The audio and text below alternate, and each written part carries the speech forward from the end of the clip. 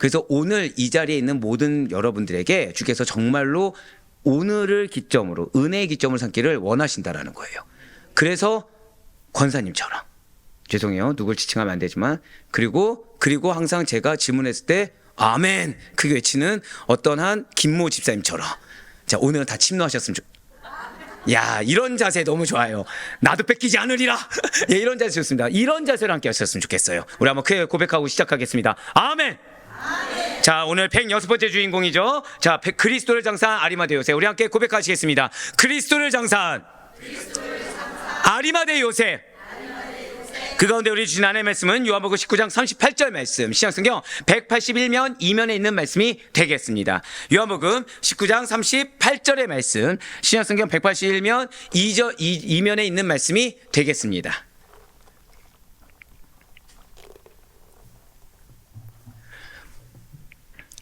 지금 큰일 난 게요, 밥맛이 없어요. 제가 아시다시피 금식 끝나면은 막 먹고 싶은 게 많다고 말씀드렸잖아요. 밥맛이 없어요. 근데 제가 이제 고백을 드리면 제 수정과를 별로 좋아하지 않습니다. 근데 광명 오고 나서 제 최애 음료가 수정과가 되었어요. 그러면 금식 끝나면 먹고 싶어 할까, 안 먹고 싶어 할까요? 생각도 안 납니다. 금식 때만 생각나는 음료가 수정과인데, 오늘 같은 경우에서도 그냥 식빵 그 한 조각 있죠. 한 조각에 계란 후라이 반 개 정확하게, 그 다음에 케찹, 이걸 먹었는데 소화가 될까 안 될까요? 소화 안 되는 듯한 얹힌 마음이 있었어요. 근데 뭐만 생각나요? 이럴 때 은혜라고 하면 참 좋겠지만 수정과가 수정과가, 그걸 지금 딱 먹었는데 힘이 날까 안 날까요? 기대하시기 바랍니다. 예, 수정과 힘이라고 안 할 거예요. 수정과의 역사한 하나님의 은혜. 작정하셨군요. 네, 좋습니다. 자, 우리 그 마음으로, 지금 말씀드리고 하자는 것은 작은 거 하나에도 하나님께서 힘 주실 수 있어요. 내가 생각했을 때 이 1분 1초에 힘을 주실 수 있습니다. 네, 그 마음으로, 간절히 사모하는 마음으로 함께 하시면 오늘 정말 은혜 받을 거라고 저는 확신하고 있습니다. 자, 우리 요한복음 19장 38절의 말씀, 요한복음 19장 38절의 말씀, 우리 다 같이 한 목소리 합독하도록 하겠습니다. 시작. 아리마대 사람 요셉은 예수의 제자이나 유대인이 두려워 그것을 숨기더니 이 일 후에 빌라도에게 예수의 시체를 가져가기를 구하매 빌라도가 허락하는지라 이에 가서 예수의 시체를 가져가니라. 아멘. 네, 그렇습니다. 오늘은 그리스도를 장사한 아리마대 요셉, 그리스도를 장사한 아리마대 요셉이 그 주인공이 되겠습니다. 자, 사실 아리마대 요셉 하면은 누구나 딱 생각하는 게 똑같습니다. 솔직히 공부하기 전에요. 예, 요즘 우리 성도님들께서 금철만 보면은 미리 준비해서 오시는데, 준비하기 전에 딱 텍스트가 정해져 있어요. 뭐죠? 예수님 대신에 십자가를 지고 어디 올라갔죠? 골고다 언덕을 대신 오르는 인물로 알고 있는 유명한 성경 속 인물이 아리마대 요셉입니다. 그러나 딱 거기까지라는 거죠. 대다수의 성도님들께서 알고 있는 아리마대 요셉은 딱 거기까지입니다. 혹시 나는 지식을 좀 뽐내보고 싶다, 나는 공부했더니 다른 걸 발견했다, 있으십니까? 한번 말씀해 보시죠. 여러분들 알고 있는 아리마대 요셉은 어떤 인물입니까? 네? 예수님 그쵸, 제 장사를 얘기 안 했네요. 예수님 장사한 인물. 또 그쵸, 예수님 장사했으니까 용기가 있겠죠. 용기. 또 좋습니다. 용기. 또 장사와 용기와 부활의 콜라보가 3명의 답변을 꺼냈습니다. 네. 또 뭐가 있을까요? 또. 근데 딱 여기까지라는 거예요. 진짜. 딱 여기까지입니다. 하지만 성경에서 굳이 밝히고 있는 아리마대 요셉은 그 정도의 인물이 아니라는 거예요. 진실로 아리마대 요셉은 유대 산헤드린 공의회의 유명한 회원입니다. 자, 아리마대 요셉이 어디 회원이라고요? 산헤드린 공의회의 유명한 회원입니다. 그냥 회원 중에 한 명도 아니고 어떤 인물이요? 그러니까 누구나 알고 있던, 누구나 존경하던, 누구에게요? 유대인들이. 더불어 담대하게도 당시의 빌라도에게 예수님의 시신을 요구해서 자신의 무덤에 예수님을 장사한 인물이 바로 이 아리마대 요셉이라는 거죠. 그래서 놀랍게도 신학적으로 성경에서 이 아리마대 요셉을 통해서 우리에게 요구하는 메시지가 있습니다. 고백하실게요. 헌신과 용기. 예. 그러니까 성경에서 신학적으로 이 아리마대 요셉을 통해서 믿음의 성도들에게 주고자 하는 신학적인 메시지, 그 키워드 두 가지가 헌신과 용기입니다. 아니 그렇다고 한다면 우리가 알고 있는 이 인물, 이 텍스트, 이 설명에서 과연 어디에서 헌신을, 뭐 용기까지 나올 수 있죠. 어디에서 헌신과 용기의 대명사라고 말을 할 수가 있단 말입니까? 그렇습니다. 그런데 담겨 있다라는 거예요. 우리가 예수님을 위해서 산다, 우리가 믿음의 삶을 산다, 그러기 위해서는 반드시 우리는 고백하실게요. 예수님께 헌신되어야 합니다. 바로 그거예요. 예수님께 헌신되어야 합니다.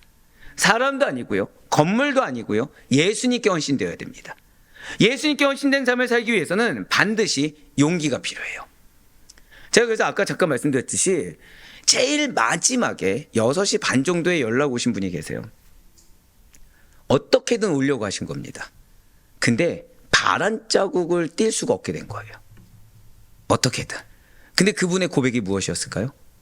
말씀을 듣는 자리에 있는 것이 얼마나 감사한지를 지금 체감하고 있습니다. 그래서 자기가 아픈 거에 대해서 회개를 하고 계신 거예요. 자, 지금 그분 같은 경우에는 용기를 내려고 했을까요, 안 했을까요? 용기를 내려고 했어요. 용기를 내려고 했어요. 근데 육신의 연약함이 있었던 것입니다. 예, 맞아요. 헌신된 삶을 위한 시작, 정말 믿음을 증명하는 삶의 시작, 더불어서 은혜를 내가 받고자 한다, 정말 약속을 이루고자 한다, 그 시작은 한 번 더 고백하실게요.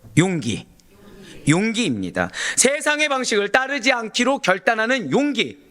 어떠한 모양의 죄악과도 당당하게 맞서 싸우면서 불의를 불의라고 입술로 선포하고 불의를 과감히 제거할 수 있는 용기, 더불어 의로운 길만을 담대히 걸어갈 용기가 믿는 성도에게는, 그리고 하나님께 택함받고 하나님의 약속을 받은 여러분과 저에게는 필요하다는 거예요. 이러한 성도들은 자신의 야욕, 자신의 탐심, 그리고 사람들이 인정해주는 높은 자리에 연연하지 않습니다. 우월감에 도취되어서 세상이 알아주는 명예, 세상이 인정해주는 권력을 어떻게 탐하려고 하고도 있지 않다라는 거예요. 사실상 어떠한 명예나 높은 지위, 그리고 부귀 영화를 누릴 정도의 물질이라는 거 어떻게 성취하기 쉽습니까, 어렵습니까? 이 탁월한 능력의 소유자들, 이게 맘만 먹으면 높은 명예 얻을 수 있나요? 어떻게 맘만 먹으면 나는 연봉, 아니야 1억이라고 하면 또 그 정도니라 생각하실 것 같으니까 연봉 1조 정도 할 수 있습니까? 그죠? 이 정도. 아멘.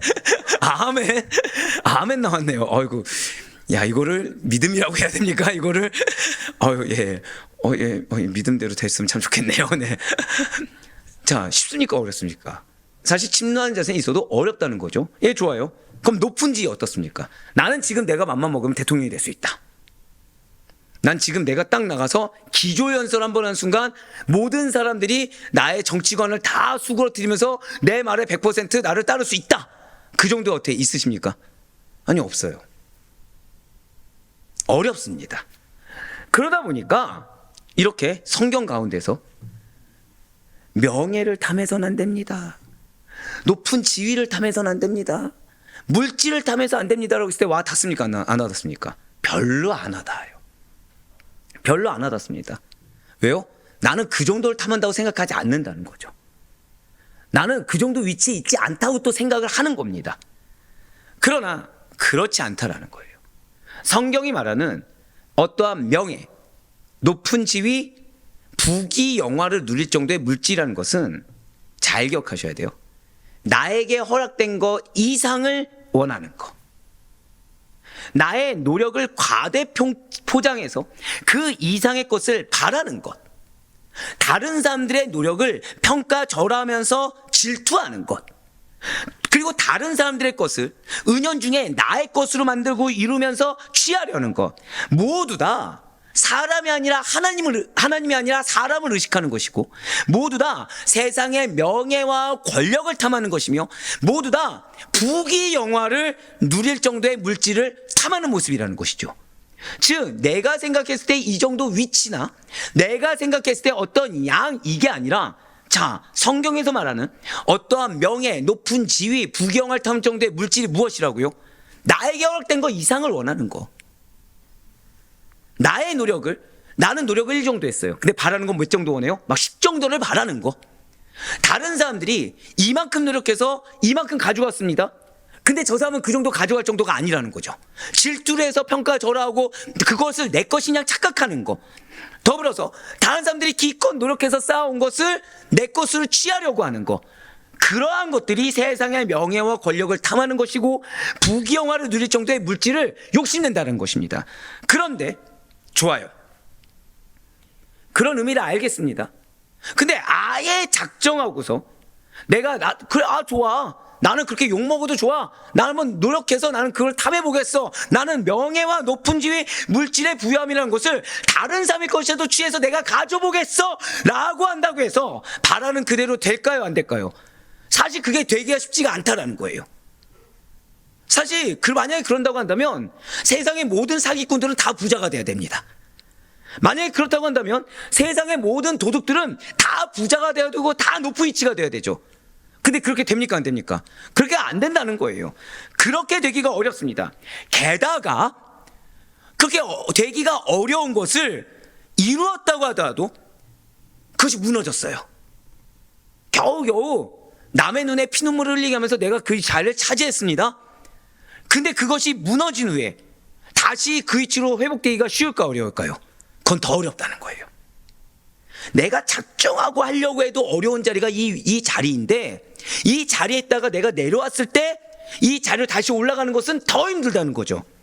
그렇기 때문에 불법도 아니요, 어렵사리 쌓아온 나의 명예의 지위가, 그것도 정당한 노력으로, 아니 남들보다 배로 노력해서 피눈물을 흘리면서 쌓아 올린 그 모든 것들이 박탈당할 수 있는 상황에서 그 모든 것을 다 포기하고 용기 있는 결단과 행동을 할 수 있는 사람들은 많지가 않을 것입니다. 이런 이유로 인해서 우리는 정당한 방법으로 쌓아올린 그 모든 명예와 지위를 버리고 정의롭고 진리의 길을 선택한 사람에게는 감동과 존경을 느끼게 됩니다. 사실 제가 되게 감사한 걸 요즘 경험하고 있어요. 요즘 아마 여러분들도 이제 곧잘 들으셔서 아시겠지만 교수님들이 많이 연락이 오시고, 뭐 선배 교수님이든 다 선배 교수님이죠 사실. 연락이 오는데 제가 제일 많이 들은 질문이 뭔지 아십니까? 제일 많이 들은 질문. 뭐 아시나요? 왜 몇몇 교사님들이 쓱 웃음을 보이셔서 제일 많이 들은 질문이 무엇일까요?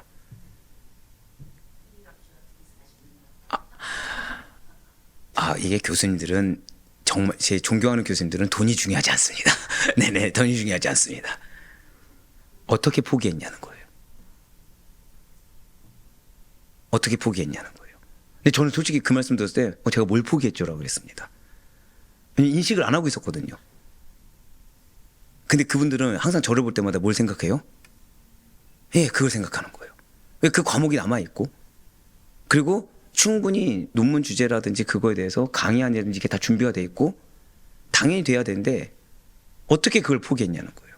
근데 저는 주중학생 포기했다 생각을 안 했거든요. 왜죠? 저는 한번 여쭤보겠습니다. 제 사명은 교수입니까? 목회입니까? 이야, 이렇게 또 크게 나오신다고요. 근데 그게 팩트예요. 저는 목회거든요. 저는 가르치는 너무 감사하죠. 근데 기왕이면 여러분들을 가르치길 원합니다. 이야, 여기서 또 아멘이 작아지네요. 저 인간이 또 가르칠 때 얼마나 쓰게 가르칠 것인가.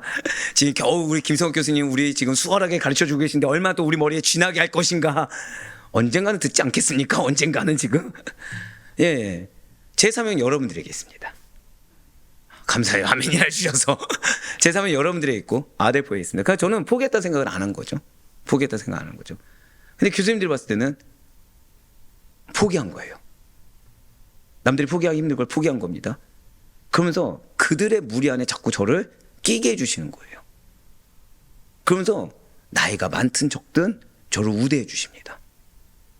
나이가 많든 적든 저를 저는 여러분들 혹시 학회 보시면 제 자세 아시죠?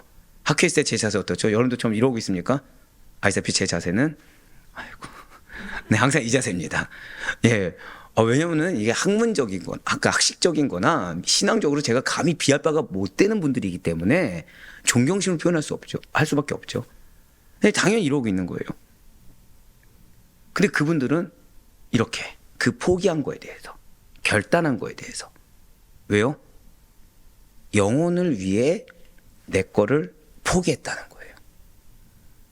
영혼을 위해서 남들은 가고 싶어도 못 가는 그곳을 포기했다는 것입니다. 성도님들, 하나님이 때로는 여러분들이 당연히 누려야 될 것인데 누리지 못하게 포기하게 종용하시는 때가 있습니다. 근데 고백하실게요. 포기할 수 있는 것도 은혜입니다. 그걸 기억하셔야 돼요. 이것이 아예 포기라고 생각을 안 하시는 게 좋습니다. 왜요? 포기했다고 한다면 계속 머릿속에, 그러니까 저는 그런 모임을 가진 다음에는 마음이 좋을까요? 안 좋을까요? 감사해요. 사람이에요. 갑자기 마음이 심히 어려워집니다. 갑자기 뭐가 떠오르죠? 가르치는 제 모습이 갑자기 떠오르고, 갑자기 뭐가 떠오르죠? 타이틀이 떠오르기 시작하는 거죠. 자, 이때 기도를 합니다. 무슨 기도를 할까요? 야, 바로 이쪽은 회개, 이쪽은 아직도 기회가 있다면 한 번만 주시옵소서. 야, 이게 성도님들이 저를 너무 잘하기 시작했어요. 네, 양쪽 답니다. 양쪽 답니다. 정확히 말씀드릴게요. 처음에 회개를 합니다. 회개했다고 온전한 회개가 될까요? 욕심이 남아있을까요? 욕심 남아있어요? 이 기도가 나와요. 그러면 불현듯 무섭기 시작합니다. 왜요? 있는 것도 뺏길까봐. 그러면 다시 회개를 합니다. 그러다 보면은, 아, 그치. 나에게는 다른 교수만이 아니라 누군가가 누리지 못할 영혼들을, 귀한 영혼들을 붙여주셨지. 아, 감사해요. 곳곳마다 되게 양심에 꼴렸는지 아멘, 아멘. 이 정도만 해도 전 감사합니다. 그렇습니다. 내가 포기했다는 것조차 인식하지 못하게 하나님의 뜻에 따르는 것이 은혜입니다. 그러면 내가 누릴 수 없는 걸 주신다는 거예요. 바로 오늘 성경의 인물의 주인공인 아리마대 요셉이 바로 그러한 과정을 거쳤습니다. 아리마대 요셉이 바로 그러한 과정 가운데 결단하여 포기하며 의로운 길을 선택해서 걸어간 자입니다. 자, 방금 뭐라고 말씀드렸어요? 고백하시겠습니다. 결단하여, 포기하여, 이걸 기억하셔야 돼요. 헌신과 용기지만 이거를 위해서 아리마대 요셉이 무엇을 했다고요? 결단하고 포기했습니다. 그래서 얻을 수 없는 것을 얻었습니다. 그렇습니다. 아리마대 요셉은 아까도 말씀드렸다시피 당시의 사회에서 인정받는 이 사내들인 공의회의 의원이었습니다. 그것도 누구에게나 다 알려져 있는 유명한 의원이었어요. 그냥 평소대로만 살아도 그에게는 어떠한 문제나 위협이 될 만한 상황이 없이 평온하면서도 나름 만족함을 느낄 수 있는 삶을 살 수가 있었다는 것이죠. 그럼에도 불구하고 지금 그는 자신의 한순간의 선택으로 인해서 내가 겨우겨우 쌓아올린 모든 것을 잃을 수 있는 상황에서 그는 과감히 결단했습니다. 그는 과감히 고백하실게요. 예수 그리스도를 선택했어요. 예수 그리스도, 나는 이 길이 예수 그리스도라고 치부해버린 것이 아니라 한 번 더 고백하실까요? 주님께서 원하는 길, 주님께서 원하는 길을 선택했어요. 내가 해야 될 것, 정확히 나만이 할 수 있는 길을 했습니다. 그것도 그리스도를 장사하는 용기까지 발휘할 정도로 결단하며 행했다는 거예요. 지금 이 말이 굉장히 중요하죠. 죽은 자를 위해. 자, 누구를 위해요? 죽은 자입니다. 자신이 한 행동에 대해서 누가 보상도 해주지도 않고 어떠한 세상적인 유익도 기대할 수 없는 죽은 자를 위해서 결단하고 행했다는 거예요. 즉, 포기라는 것은요, 내가 계산하는 자는 포기할 수가 없습니다. 자, 포기는 계산하는 자는 포기할 수가 없어요. 계산하다 보면 내려놔야 될 때 내려놓을 수가 없게 됩니다. 계산하다 보면 결단할 때 결단할 수가 없게 된다는 거예요. 맞습니다. 지금 아리마대 요셉은 계산하고 한 것이 아니라는 거죠. 자, 죽은 자를 위해서 나의 모든 걸 버린다. 여러분들 하시겠습니까? 근데 그 죽은 자가 당시 사회에서는 죄인이었고 가장 수치스러운 자였으며 누구나 욕하는 자였어요. 근데 그 자를 위해서 나의 모든 것을 포기하겠다 할 수 있습니까? 근데 여기서 중요한 거는 아리마대 요셉은 어디 의원이라고요? 사내들인 공의회. 그러면 거기는 믿음이 있는 믿음의 공동체입니까? 세상 공동체입니까? 믿음의 공동체죠. 자, 그러니까 지금 아리마대 요셉이 한 행동은 주변 사람들이 뭐라고 하는 거예요? 그럼 믿음의 행동도 아닌 거죠. 뭐 하나 인정받을 수가 없는 상황이에요. 근데 그런 결단을 했어요. 이것은 일견 보기에 누구나 비웃을 만한 어리석은 행동이었습니다. 어떠한 유익도 기대할 수 없는 그 죽은 자를 위해서 남들은 그 위치에 있고 싶지만 그 위치에 감히 올라갈 수 없는 그 자리, 남들은 그것을 누리고 싶지만 그것을 어떠한 노력을 해서 누릴 수 없는 그 자리에 있는 자가 그 모든 것을 포기하는 결단과 행동을 하다니요. 그런데 중요한 것은 누구를 위했느냐, 이것이 중요한 거죠. 그 죽은 자가 하필이면 누구예요? 예수 그리스도라는 거예요. 여러분들은 포기하셔야 됩니다. 여러분들 과감히 결단하고 포기할 수 있어야 됩니다. 왜요? 여러분들은 나를 위해서 포기하는 게 아니에요. 여러분들은 나를 위해 결단하는 게 아닙니다. 고백하실까요? 나는 예수를 위해. 맞아요. 예수를 위해 포기하는 겁니다. 여러분들에게 사명이 있습니다. 믿으십니까? 여러분들의 사명은 어디에 있죠? 우리 공통된 사명은 어디에 있습니까? 가정에 있죠. 자, 좋아요. 한번 여쭤볼게요. 여러분들 가정에서 희생하는 거, 자, 솔직히 한번 우리 고백해 봅시다. 나는 그래도 우리 가정에서 내가 희생하는 축에 속한다. 야, 이 위선자들 따로 물어보면은 다 정직한 부부가 나왔습니다. 혼자 듣기 뭐하니까 서로가 서로 손을 붙잡고 서로가 듣게 해주는. 괜찮아요. 저기는 서로라도 붙들어 주겠지. 지금 서로가 부부를 쓸 이렇게 보면서 들까 말까 하는 분도 계셨는데, 우리 말은 안 했지만 내가 그래도 우리 가족을 위해서 희생한다 생각합니다. 아닌가요? 못 돼서 물어봐야지. 어떻게 권사님 희생하십니까 안 하십니까? 정직하다다. 권사님, 권사님 말해 뭐 같습니까? 자녀는 어떻게 부모에 희생하고 있습니까? 부모의 눈치. 여기서 바로 아닙니다라고 안 났어요. 네. 자, 자녀에 희생합니까 안 합니까? 예, 고개를 숙여버리셨어요. 집사님 왜 갑자기 고개를 숙이죠? 자, 가족에 희생합니까 안 합니까? 예, 감사합니다. 자, 나는 아니다. 나는 내 남편이 나보다 더 희생한다. 야, 이거 외식주의자. 네. 얼마 전에 신방 내용이 머리에 생생한데 지금 갑자기 여기서, 야, 장로님 존경합니다. 제가 못된 마음이 들었어요. 왜냐면 장로님 저한테 그렇거든요. 우리 권사님이 자기 만나서 고생한다고, 권사님이 자기 위해서 희생한다고. 네네네. 우리는, 자, 좋아요. 부부는 그렇다 치시다. 나는 그래도 내 자녀 위해서 열과 성을 다했다. 네. 내가 할 수 있는 최선 다하셨잖아요. 그쵸? 근데 그 기저에 최선이 아니고 뭐가 있죠? 희생, 헌신. 제가 오늘 설교를 위해서 지난주에 한 젊은 집사님한테 못된 질문 하나 들어본 적이 있어요. 집사님, 그러니까 자녀가 이 얘기를 하면 다 할래나? 하여튼 뭘 좋아해요. 집사님 그래서 어떻게 키워보실 생각이 없습니까? 그랬더니 저한테 하신 말씀이 있죠. 숨 쉬는 것은 3명으로 족합니다. 그 말에 뭐가 있죠? 나 이 정도 고생으로 족합니다. 괜찮아요. 그분만 그러신 게 아니라 모든 부모님한테 물어보면, 이게 반려견을 잘 키우시는 분들 말고 안 키우시는 분들 물어보면 다 뭐라 얘기하죠? 하나로 족합니다. 둘로 족합니다. 다 이런 얘기가 나오죠. 그러니까 다 우리 기저에 뭐가 있죠?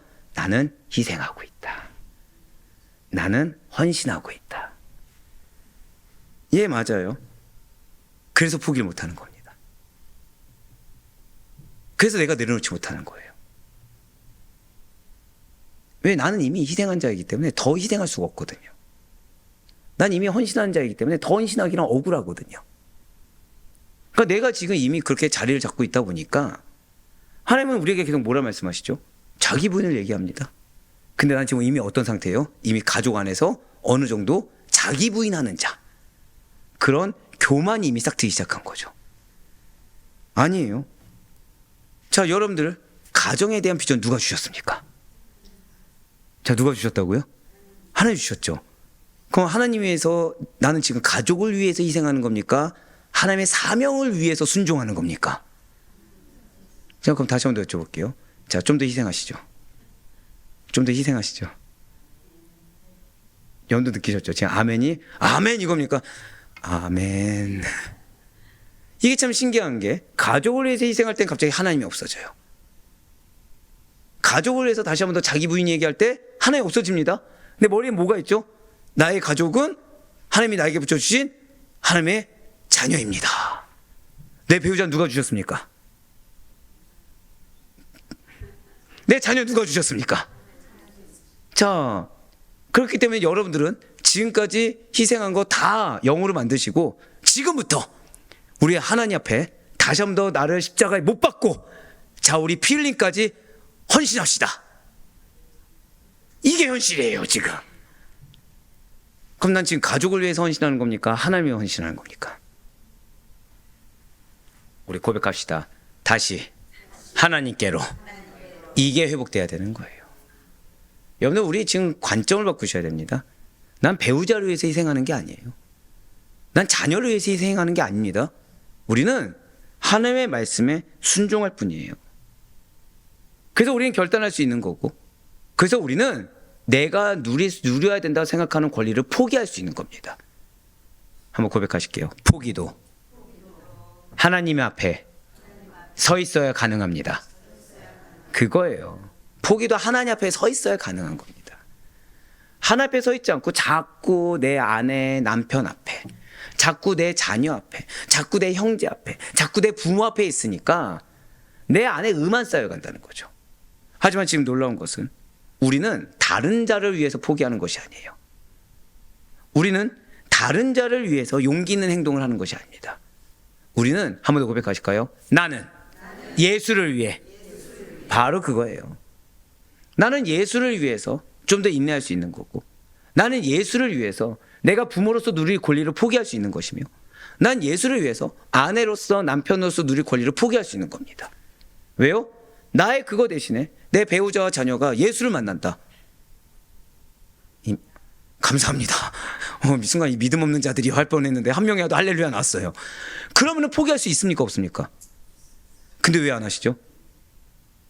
그럼 둘 중에 하나가 문제인 거겠죠. 내가 하나님이 내 자녀에게 역사할 것을 못 믿든가, 아니면 지금 나는 믿는다고는 하지만 아직 내가 더 소중하든가. 이 두 가지 다 믿음이 있습니까? 없습니까? 다 없는 거죠. 근데 아리마대 요셉은 그렇지 않았어요. 아리마대 요셉은 예수를 위해라는 명제를 놓치지 않았습니다. 아리마대 요셉은 자신의 것을 포기한다는 생각조차 하지 않았습니다. 왜요? 여러분들은 누구를 위해서 사십니까? 성도의 삶은 누구를 위한 삶이죠? 하나님을 위한 삶인 거 다 알고 있어요. 우리 하나님을 위해 사셔야 돼요. 그렇게 했을 때 내가 포기한다는 거 없습니다. 내가 희생한다는 거 없습니다. 내가 헌신한다는 거 없습니다. 당연한 나의 삶이 되는 거예요. 당연한 나의 삶 가운데 기대할 수 있는 겁니다. 왜요? 하나님께서 하시기 때문에. 그렇습니다. 아리마대 요셉의 이 용기 있는 행동을 통해서 우리는 신앙인으로서 어떠한 특정 문제를 만나 결단해야 될 때, 어떠한 환경 가운데 결단해야 될 때 무엇이 기준이 되어야 하는지를 우린 도전받으며 변화받게 된다는 것입니다. 불의와 의, 그 사이에서 성도로서 신앙인이 취해야 할 바른 행동과 자세가 무엇인지, 바로 오늘 제목이 무엇이라고요? 그리스도를 장사한 아리마대 요셉을 통해 살펴보고 은혜 받으며 절대 고백하실게요. 이제는 변화되어야 합니다. 그렇습니다. 여러분들의 가치관, 여러분들의 인식, 여러분들의 판단, 모든 것들을 다 변화하길 원하시는 하나님의 뜻하심이 그대로 이루어질 수 있는 신앙의 분기점, 삶의 분기점이 되는 이 시간 되길 간절히 소망합니다. 자, 그렇다면 이러한 아리마대 요셉, 지금 벌써 아리마대 요셉에 대해서 들었을 때 우리의 마음을 무겁게 하는 명제들이 지금 나오기 시작했습니다. 이런 아리마대 요셉은 과연 어떠한 자입니까? 성경은 그를 가리켜서 절대 고백하실게요. 선하고 의로운 요셉. 예, 선하고 의로운 요셉이라고 칭하고 있어요. 그의 이름의 뜻은 무엇이냐? 그가 더할 것이다 라는 거예요.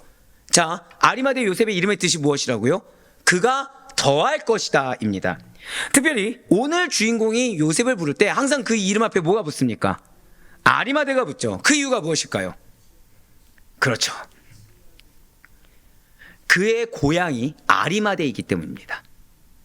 그러니까 마치 막달라에 사는 마리아를 우리는 흔히 뭐라 부른다 그랬어요? 막달라 마리아라고 부르는 것처럼 아리마대 요셉이 살던 그 고향이 아리마대였기 때문이라는 거죠. 자, 이 아리마대는 유대 중앙 산지의 북서쪽 구석에 있는 작은 마을이며 구약의 사무엘 아시죠? 사무엘의 고향이 아리마대입니다. 이럴 때 뿌듯해져요. 네, 이 한 주를 위해서 이거 또 의를 드러낸다. 예, 그냥 열심히 공부했습니다. 자, 그리고 아리마대 요셉은 여러분들 좋아할 단어 한번 같이 해보겠습니다. 큰 부자였습니다. 아리마대 요셉은 그 지역에서 큰 부자로 살았습니다. 그렇습니다. 진실로 요셉은 큰 부자였어요. 그뿐만 아니라 지위도 갖고 있었고 명예도 갖고 있었고 지식도 소유하고 있었습니다. 우리 흔히 이런 자를 뭐라고 그러죠? 다 가진 자. 말 그대로 다 가진 자였어요. 집도 금수저입니다. 금수저에 자신의 수완도 좋아서 큰 부자입니다. 지위도 있습니다. 명예도 있습니다.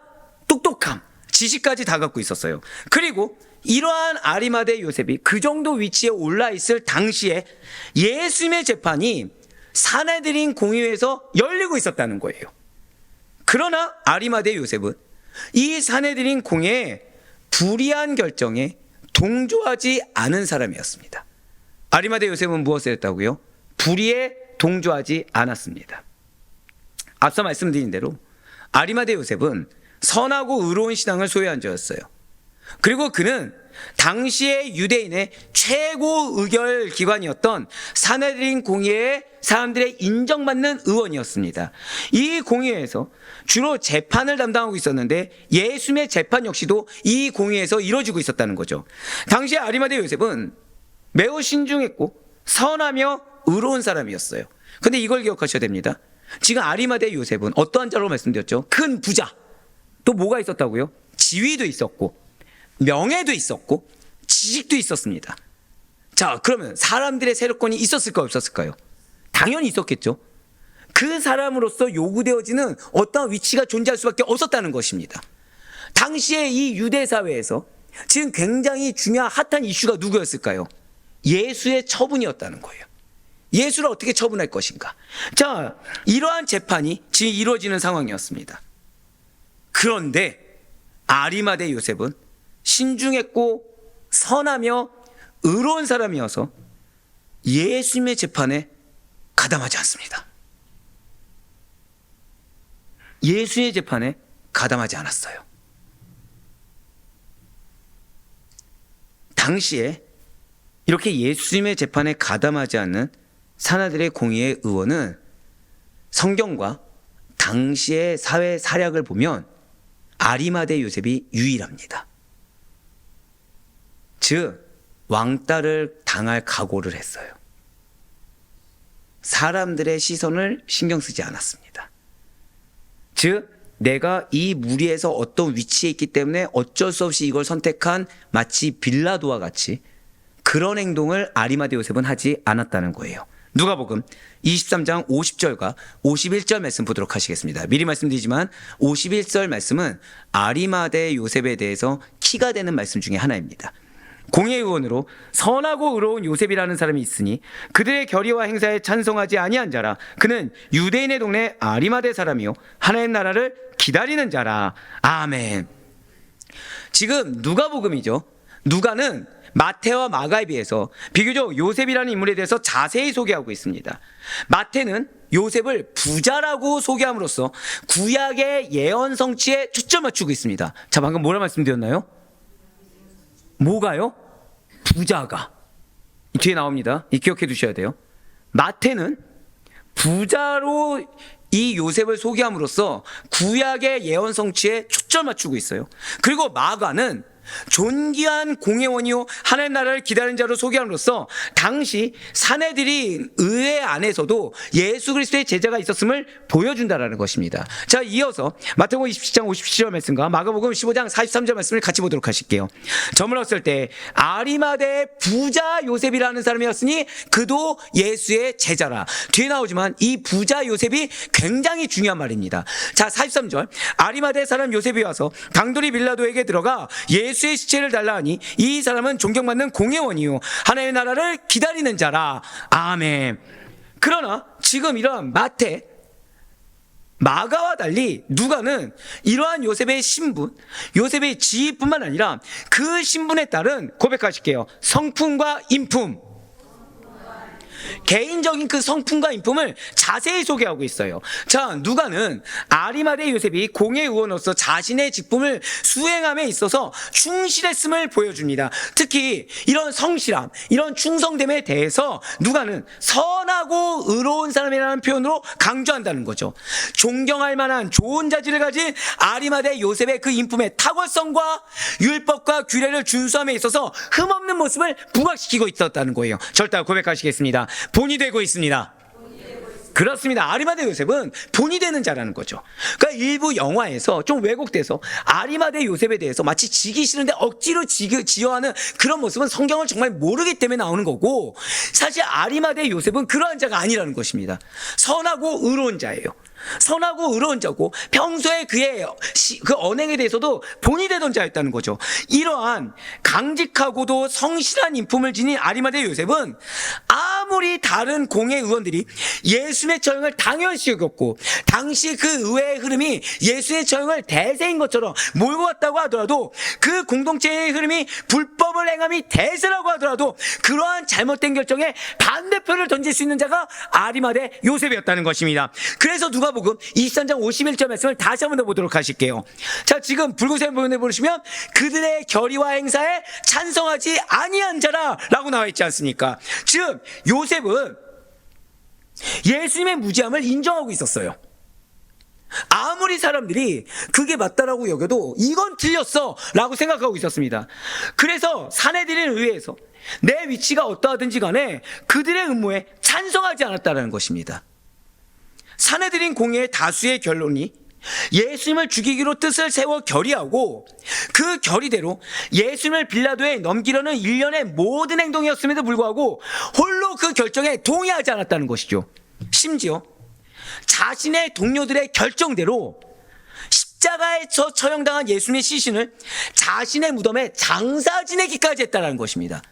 그냥 여기에 나는 동참하지 않아 라는 정도에서 끝난 것이 아니라 아예 적극적으로 무엇이 맞는지를 몸소 실천했다는 거예요.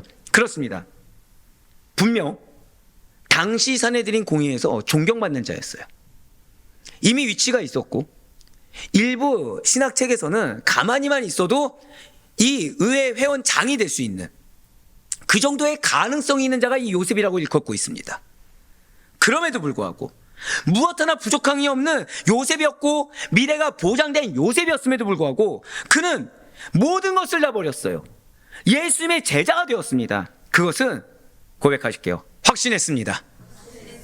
산성도 여러분들, 여러분들이 믿음에 결단하려면 확신이 있어야 됩니다. 근데 확신이 있으려면 죄송하지만 예수님에 대한 믿음이 전부가 돼야 돼요. 한번 고백하실까요? 예수님께서 메시아이십니다. 예수님이 나의 주인이십니다. 이거를 확신했을 때 우린 결단할 수 있어요. 이거를 확신했을 때 그 결단에 있어서 마음에 어떠한 주저함도 없이 앞서 말씀드렸죠. 포기하지만 포기한다는 의식조차 못하고 할 수가 있다는 것입니다. 왜요? 예수님이 이 상황을 통해서 나의 믿음을 보시고 가장 선하게 응답하실 것입니다. 그 선하게 응답하심이 내가 기대하는 것과는 전혀 상관이 없을 정도로 오히려 크고 놀라운, 고백하실까요? 새술은 새부대에, 그렇습니다. 완벽하게 새로운 삶으로, 완벽하게 새로운 인생으로, 새로운 가정의 공동체로 나를 이끌 것을 믿으시길 바랍니다. 언제요? 내가 예수님에 대해서 확신했을 때. 바로 마태복음 27장 57절의 말씀입니다. 저물었을 때 아리마대 부자 요셉이라는 사람이었으니 그도 예수의 제자라. 아멘.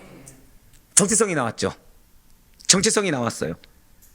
분명히 아리마대의 부자입니다. 그런데 아리마대 요셉은 주님의 제자였어요. 안타까운 것이죠. 하지만 그 사실을 드러내지 않았습니다. 그저 소극적인 활동만 했을 뿐이에요. 예수님 재판하는 자리에 참여하지 않는 정도였습니다. 소극적인 활동만 했어요. 누가복음 23장 51절 말씀을 다시 보도록 하실게요. 그들의 결의와 행사에 찬성하지 아니한 자라 라고 나와서 지금 아리마대 요셉이 그 다음에 행동이 나온 것이 아니라 그가 어떤 사람인지에 대한 소개로 다시 돌아왔습니다. 지금 주님의 재판에서 반대표를 던지는 것 같은 행동을 보였습니다. 그러나 반대의 발언을 적극적으로 하고 예수를 옹호했다. 사람들을 설득했다. 있습니까? 없습니까? 없어요. 그렇습니다. 분명히 아리마대 요셉은 주님의 제자였습니다. 예수의 제자였던 건 맞아요. 그러나 여전히 유대인들을 두려워하는 마음이 있습니다. 한 번 더 고백하실까요? 여전히 사람을 두려워하고 있습니다. 여러분들, 우리가 사람의 눈을 의식할 때가 있습니다. 사람의 인정을 받고자 하고 사람부터 알려지길 바라며 사람부터 존경을 받길 원할 때가 있습니다. 그것이 무엇이에요? 사람을 두려워하고 있는 겁니다. 사람이 몰라줘도 하나님만 알아주시면 되십니다. 믿으십니까? 근데 이게 정말 여러분들의 삶의 실제가 되려면 사람을 두려워한다는 것부터 인정하셔야 돼요. 나 지금 사람을 두려워한다. 나 지금 사람부터 인정받고자 한다. 나 지금 사람부터 뭔가 우월감을 잊기 원하고 사람에게 한마디로 무시당하는 걸 원치 않는다. 나 하나님보다 사람을 더 의식하고 있다는 걸 인정해야 됩니다. 그래야 바뀔 수 있어요. 그렇지 않으면 나는 하나님만을 의식하지 라는 말 뒤에 숨어서 이 마음속에 깊은 곳에 잠식되어 있는 이 두려움이라는 존재를 인정하지 않다 보니까 계속해서 꽁꽁 싸매다가 결국 이 두려움이 악한 열매로 싹 틀 때까지. 근데 그때 이미 늦게 되는 거죠. 예, 맞습니다. 우리는 사람을 두려워한다는 걸 인정할 수 있어야 됩니다. 지금 아리마대 요셉 역시도 유대인들을 여전히 두려워하고 있어요.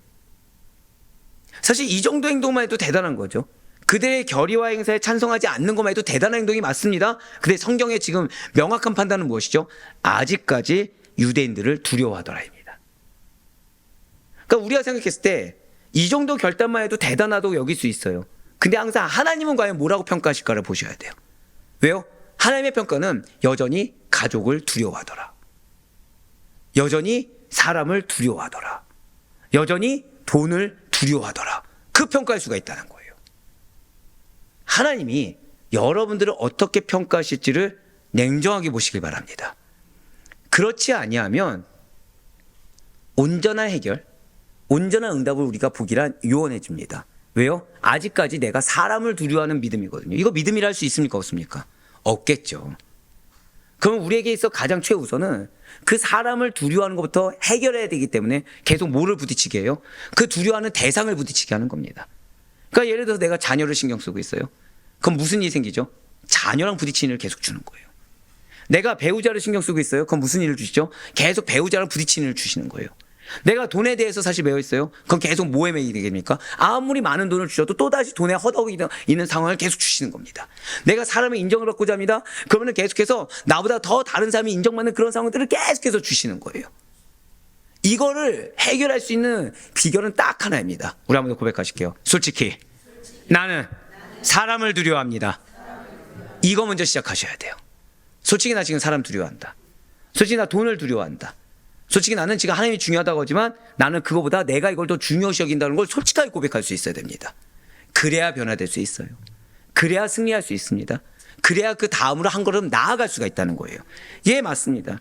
지금 아리마대 요셉은 자신의 신앙을 공개적으로 드러내지 않고 은밀히 따랐던 것으로 성경이 기록하고 있습니다. 이런 점에서 아리마대 요셉은 초기에는 두려움과 어떤 예수를 믿는 믿음에 있어서 조심스러움이 있었던 것은 맞습니다. 사실 저는 조심스러움도 아니고 솔직히 말씀드리면 저라면 표현을 그렇게 하고 싶어요. 기회주의자다. 드러내지 않잖아요.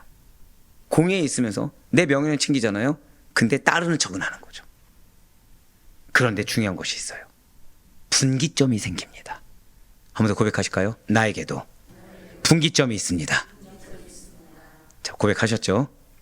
고백하셨죠? 예, 벌써 여러분들이 불안해하기 시작했어요. 이 인간이 이렇게 물어볼 때는 뒤에 어마어마한 십자가가 기다리고 있구나. 지금 어떤 분은 알아서 나는 대답하지 않았지라는 표정이지만 네, 뭐 항상 드린 말씀이죠. 전원의 대표십니까 아니십니까? 예, 그럼 됐네요. 전원의 대표십니까 아니십니까? 대표시고 자, 우리 장로님 5분이 대표라고 고백하셨습니다. 그럼 내가 말하지 않아도 우리는 보고다 고백한 거죠. 아멘. 네, 됐습니다. 자, 분기점이 생겨요. 아리마대 요셉에게 있어서도 신앙에 분기점이 생기더라는 것입니다. 그것은 언제입니까? 예수님께서 십자가에 달려 돌아가신 후에 요셉은 빌라도에게 직접 나아가 예수님의 시신을 요구합니다. 그리고 자신의 새 무덤에 장례를 치르는 결단을 내렸다는 거예요. 굉장히 놀라운 변화죠. 굉장히 놀라운 변화입니다. 분명 그는 한때 두려움 속에서 신앙을 숨겼습니다. 즉 공의에서는 공의인으로서의 내가 누려야 될 걸 누렸어요. 그리고 믿음의 세계에서는 믿는 자처럼 행동을 했습니다. 우리 이걸 보통 뭐라고 그러죠? 세상과 믿음 사이에서 적절하게 걸어가고 있었습니다. 그러나 고백하실게요. 십자가의 죽음 앞에서 이거 기억하셔야 돼요. 주님은 여러분들에게 신앙의 분기점을 주길 원하십니다. 주님 여러분들에게 삶의 분기점을 주길 원하십니다. 어디서요? 십자가의 죽음 앞에서. 이 십자가의 죽음 앞에서 그는 신앙의 분기점을 맞이할 수가 있었습니다. 감사한 거는 그는 십자가 앞에서 도망가지 않았어요. 우리 선포하실까요? 도망가지 않겠습니다. 회피하지 않겠습니다. 모른 척하지 않겠습니다. 이거 기억하세요. 십자가 괴롭습니까? 기쁩니까? 괴롭죠. 인정하기 싫죠. 피하고 싶죠. 모른 척하고 싶죠. 아닌 척하고 싶죠. 근데 그러라고 십자가를 준 것이 아니에요. 십자가의 존재 이유는 무엇이죠? 못 박히라고. 여러분들 그걸 기억하셔야 됩니다. 우리가 많이들 착각하는 게 십자가 하면 우린 다 지는 걸 생각하죠. 십자가의 존재의 이유가 무엇입니까? 당시 십자가 왜 있었죠? 처형입니다. 자, 십자가 형벌이 십자가를 지고 골고다 언덕 올라가는 거로 끝나는 겁니까? 아니죠. 십자가의 존재의 목적이 무엇이죠? 십자가는 처형을 위한 도구입니다. 십자가의 목적 자체가 못 박히는 거예요. 내가 죽는 게 십자가의 목적입니다. 맞아요. 아리마대 요셉은 그 십자가의 죽음 앞에 도망가지 않았어요. 결단해야 할 때 결단하였습니다. 가장 결정적인 순간에, 자, 이 가장 결정적인 순간이 무엇이라고요? 한 번 더 고백하실게요. 십자가의 죽음. 여러분들에게 이 마음을 주체할 수 없을 정도로 분노가 일어나고 불평이 일어나고 원망이 일어나고 내 욕심이 일어날 때, 그때가 십자가에서 죽을 때입니다. 왜 그때가, 근데 이걸 나를 부인하라 하면은 내가 왠지 죽을 것 같은 거 있잖아요. 내 도저히 화가 나서 못 견디는 거. 내가 이걸 포기하면 내가 억울해서 못 견딜 것 같은 그때. 자, 이걸 참으면 내가 죽을 것 같은 그때. 자, 방금 뭐라 말씀드렸어요? 이걸 참으면 내가 죽을 것 같은 그때. 그때가 기회예요. 그거 누르면 승리하는 겁니다. 그거 죽이면 승리하는 거예요. 왜요? 지금 주님은 십자가 앞에서 나의 실존을 보게 하셨거든요. 사람 앞에서 분노하는 나, 돈 앞에서 흔들리는 나, 내 육신의 연약함 앞에 무너지는 나, 관계와 명예 앞에 무너지는 나를 그 십자가 앞에서 투영해 보여주셨거든요. 그러니까 내 계획대로 되지 않아요. 그러니까 화가 납니까 안 납니까? 화가 나죠. 나를, 그래서 이 계획을 내가 화가 나는데도 내가 꾹꾹 참으면 내가 죽을 것 같아요. 방금 뭐라 말씀드렸어요? 내가 죽을 것 같아요. 그때가 기회인 거예요. 그때가 십자가 죽음 앞에 내가 서 있는 겁니다. 한 번 더 우리 선포하실게요. 그때 결단하겠습니다. 그때가 결단해야 될 때예요. 그때가 신앙의 분기점, 삶의 분기점을 맞이할 때인 것입니다. 맞습니다. 아리마대 요셉은 가장 결정적인 그 순간, 죽음의 위협 가운데 있는 그 순간, 자칫하다가 나도 죽을 수 있는 그 순간에 용기와 헌신을 보임으로 말미암아 그는 성경에 기록되었고 헌신과 용기의 신앙으로 남아있을 수 있었습니다. 이렇게 그가 결정적인 순간에 용기를 보일 수 있었던 이유가 있다는 거죠. 결단해야 할 때 결단할 수 있었던 이유가 있었다는 것입니다. 십자가의 죽음 앞에 감히 십자가의 죽음을 선택해서 결단할 수 있었던 이유가 있었다는 거예요. 그것이 무엇입니까? 한번 더 우리 고백하실게요. 나는 하나님의 나라를 소망하고 있습니다. 바로 그 이유 때문이에요. 그러니 우리 아대포유 교회가 얼마나 놀란 교회입니까? 여러분들 수요 은혜 예배 기억하시죠? 소망을 어디에 두라? 하나님 나라에 두라. 할렐루야. 부활신앙이 중요하다고 계속해서 선포되고 있잖아요. 그 이유가 여러분들에게 기회를 놓치지 말라고. 그 이유가 여러분들에게 그 은혜의 때를 놓치지 말라고. 다시 광야를 헤매는 어리석은 길을 걷지 말라고. 천국을 소망해라. 하나님 나라를 소망해라. 부활을 소망해라. 할렐루야. 그렇습니다. 아리마대 요셉은 십자가 죽음 앞에 결단할 수 있었어요. 그 기회를 놓치지 않았습니다. 그것은 그가 하나님 나라를 기다리는 사람이었기 때문이라는 거죠. 하나님 나라를 기다리는 사람. 이 말은 아리마대 요셉을 설명하는 또 다른 말인데, 이것은 고백하시겠습니다. 의로운 자. 자, 하나님 나라를 기다리는 사람이 뭐와 똑같은 말이라고요? 의로운 자. 자, 어떤 자가 상급받습니까? 여러분들 생각하는 어떤 자가 상급을 받죠? 바로 그거죠. 의를 행하는 자가 상급받습니다. 믿으십니까? 자, 우리에게 지금 의를 행한다. 의로운 자가 어떤 자라고요? 한 번 더 고백하시겠습니다. 나는 하나님 나라를 소망합니다. 그게 상급이 돼요. 그게 상급이 돼요. 그러니까 제가 지금 우리 아랫포교가 얼마나 무섭냐면, 지금 새벽 기도회 가운데 계속해서 말씀하신 것 중에 그 사명에 하나님의 일을 망령되이 일컫지 말라 나왔습니까? 안 나왔습니까? 왜죠? 사명이 누구의 일입니까? 하나님의 일이죠. 하나님의 일을 인간의 것으로 끌어들이지 말라고 아예 말씀이 선포되고 있죠. 왜죠? 사명은 하늘의 일로 여길 수 있어야 돼요. 하나님의 것으로만 해야 됩니다. 땅의 것으로 하는 것이 아니에요. 그래서 그렇게 했을 때, 그러면 이 사명이 하나님 나라의 것입니다 라고 했을 때 제일 전제되는 것이 무엇이죠? 하나님 나라를 사모해야 돼요. 저 천국을 소망해야 돼요. 한번 우리 적나라하게 한번 여쭤볼게요. 여러분들 정말 천국 소망하십니까? 왜 소망하시죠? 현실이 힘들어서? 네? 예수님 정말 사랑해서? 그럼 한번 여쭤볼게요. 예수님 계시니까? 여러분들이 있는 가정이, 여러분들의 사명지가 작은 천국입니다. 거기서도 예수님이 함께 계십니다. 그러면 어디 사모하시겠습니까? 왜죠?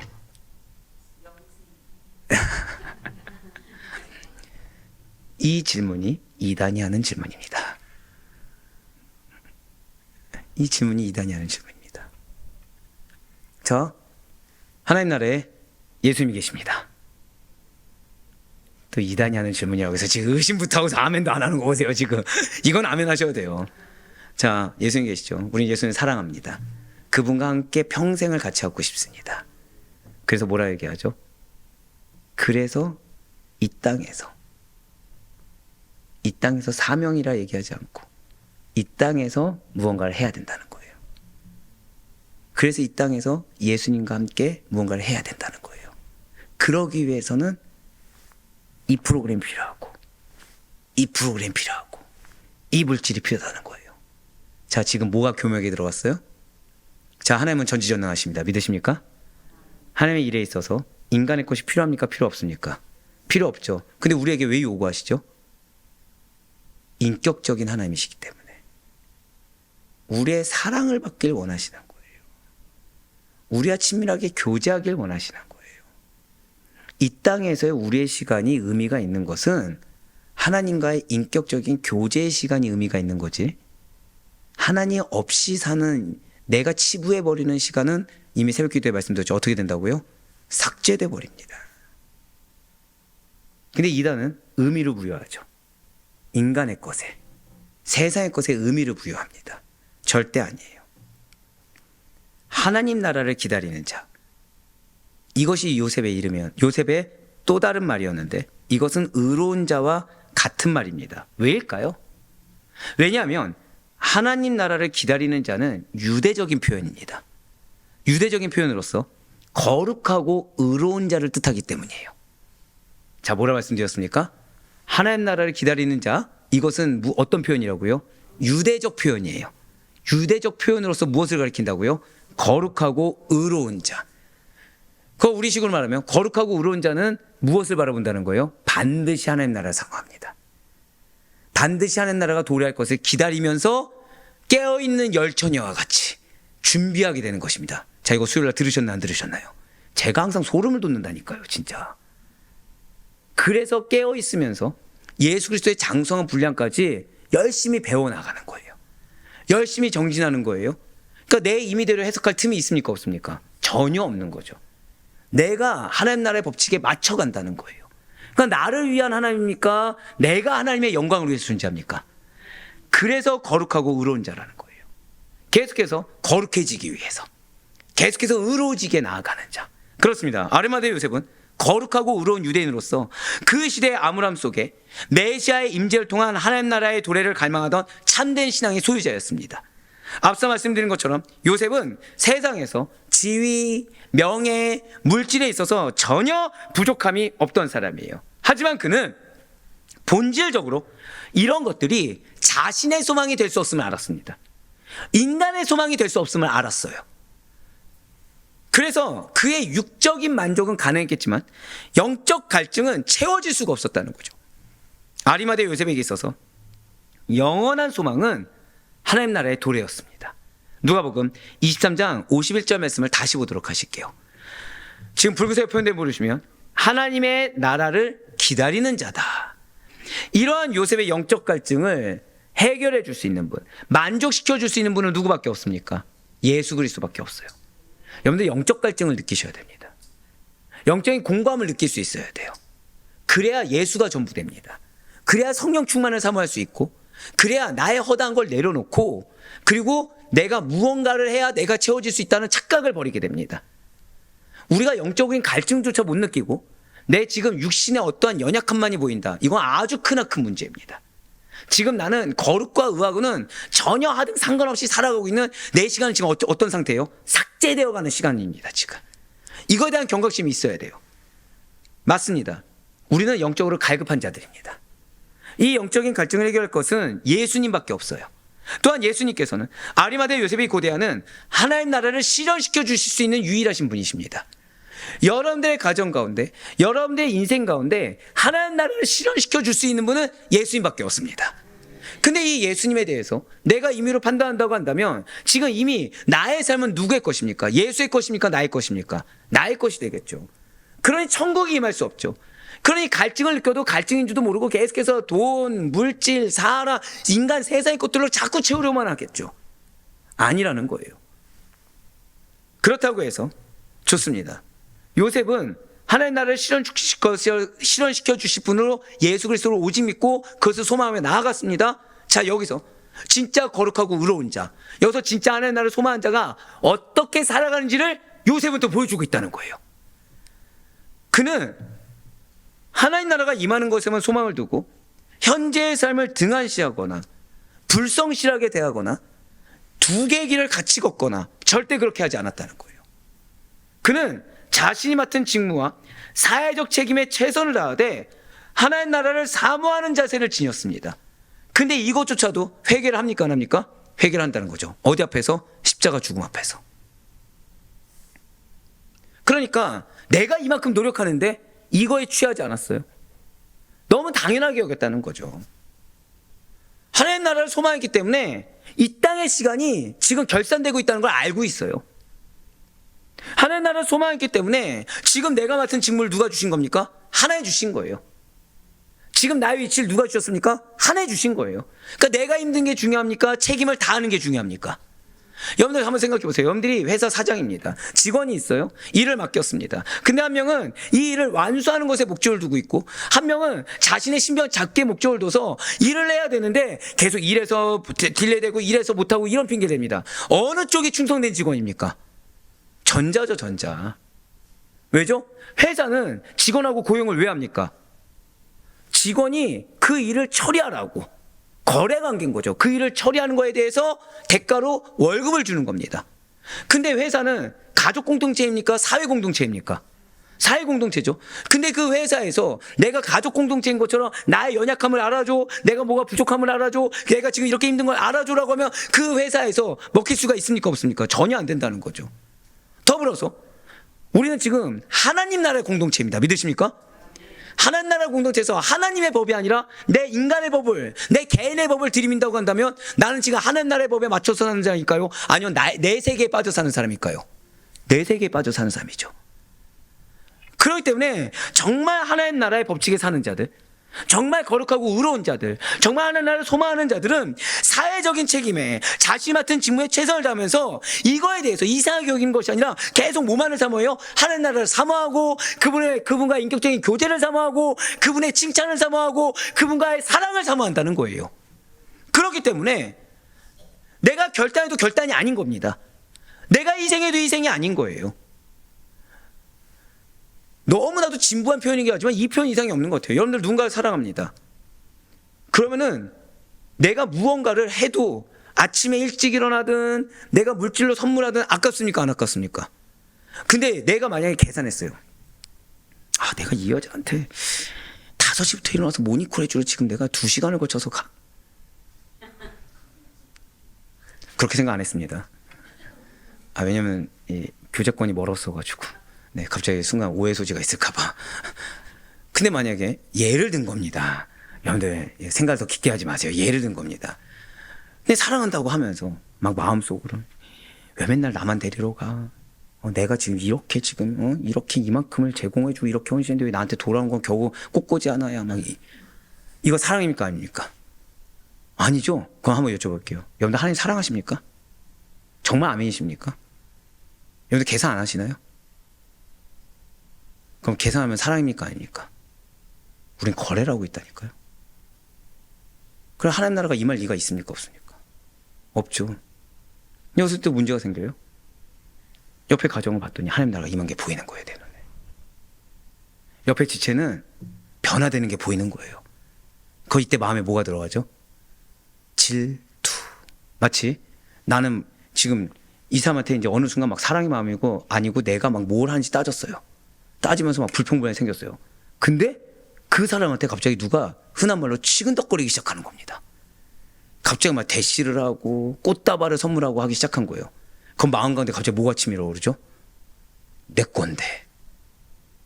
건데 왜 지금 저렇게 건드려? 자, 그동안 나는 잘했습니까? 마음에 두 마음을 품었습니까?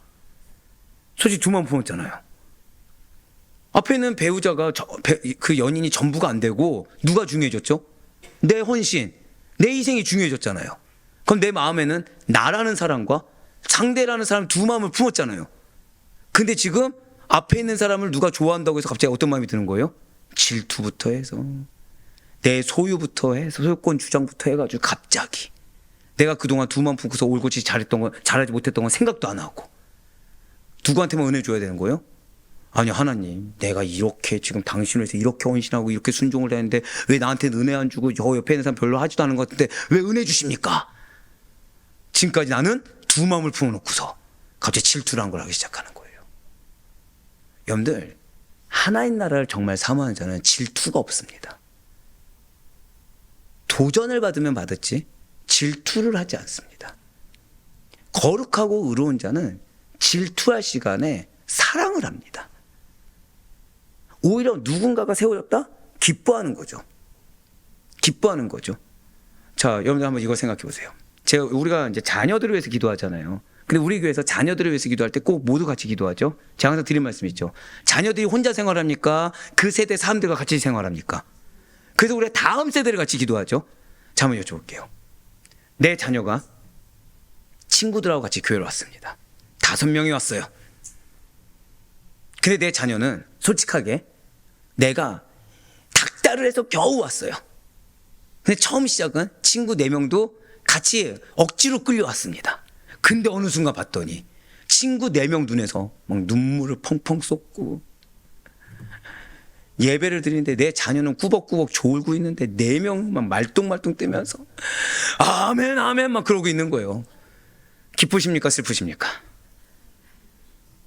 거짓말쟁이들. 아, 지금 권사님 기쁘겠죠. 지금 자녀들이 믿음이 지금 딱 이러는데 남의 얘기지 여기는 지금. 못 돼가지고 갑자기 또 다른 거 예를 들고 싶네. 제가 솔직히 말씀드릴게요. 기쁘십니까 아니면 슬프십니까? 정직한 자들을 축복할지어다.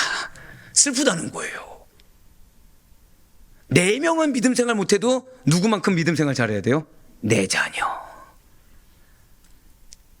4명은 믿음 생활이 조금 더디게 가더라도 내 자녀가 갑자기 믿음의 리더가 되어서 자는 애들 깨워가면서 목사님 말씀 얼마나 은혜되냐. 야, 너도 좀 깨달아 봐야 돼. 그러면 옆에서 부모님은 흐뭇하게. 우리는 이중적입니다.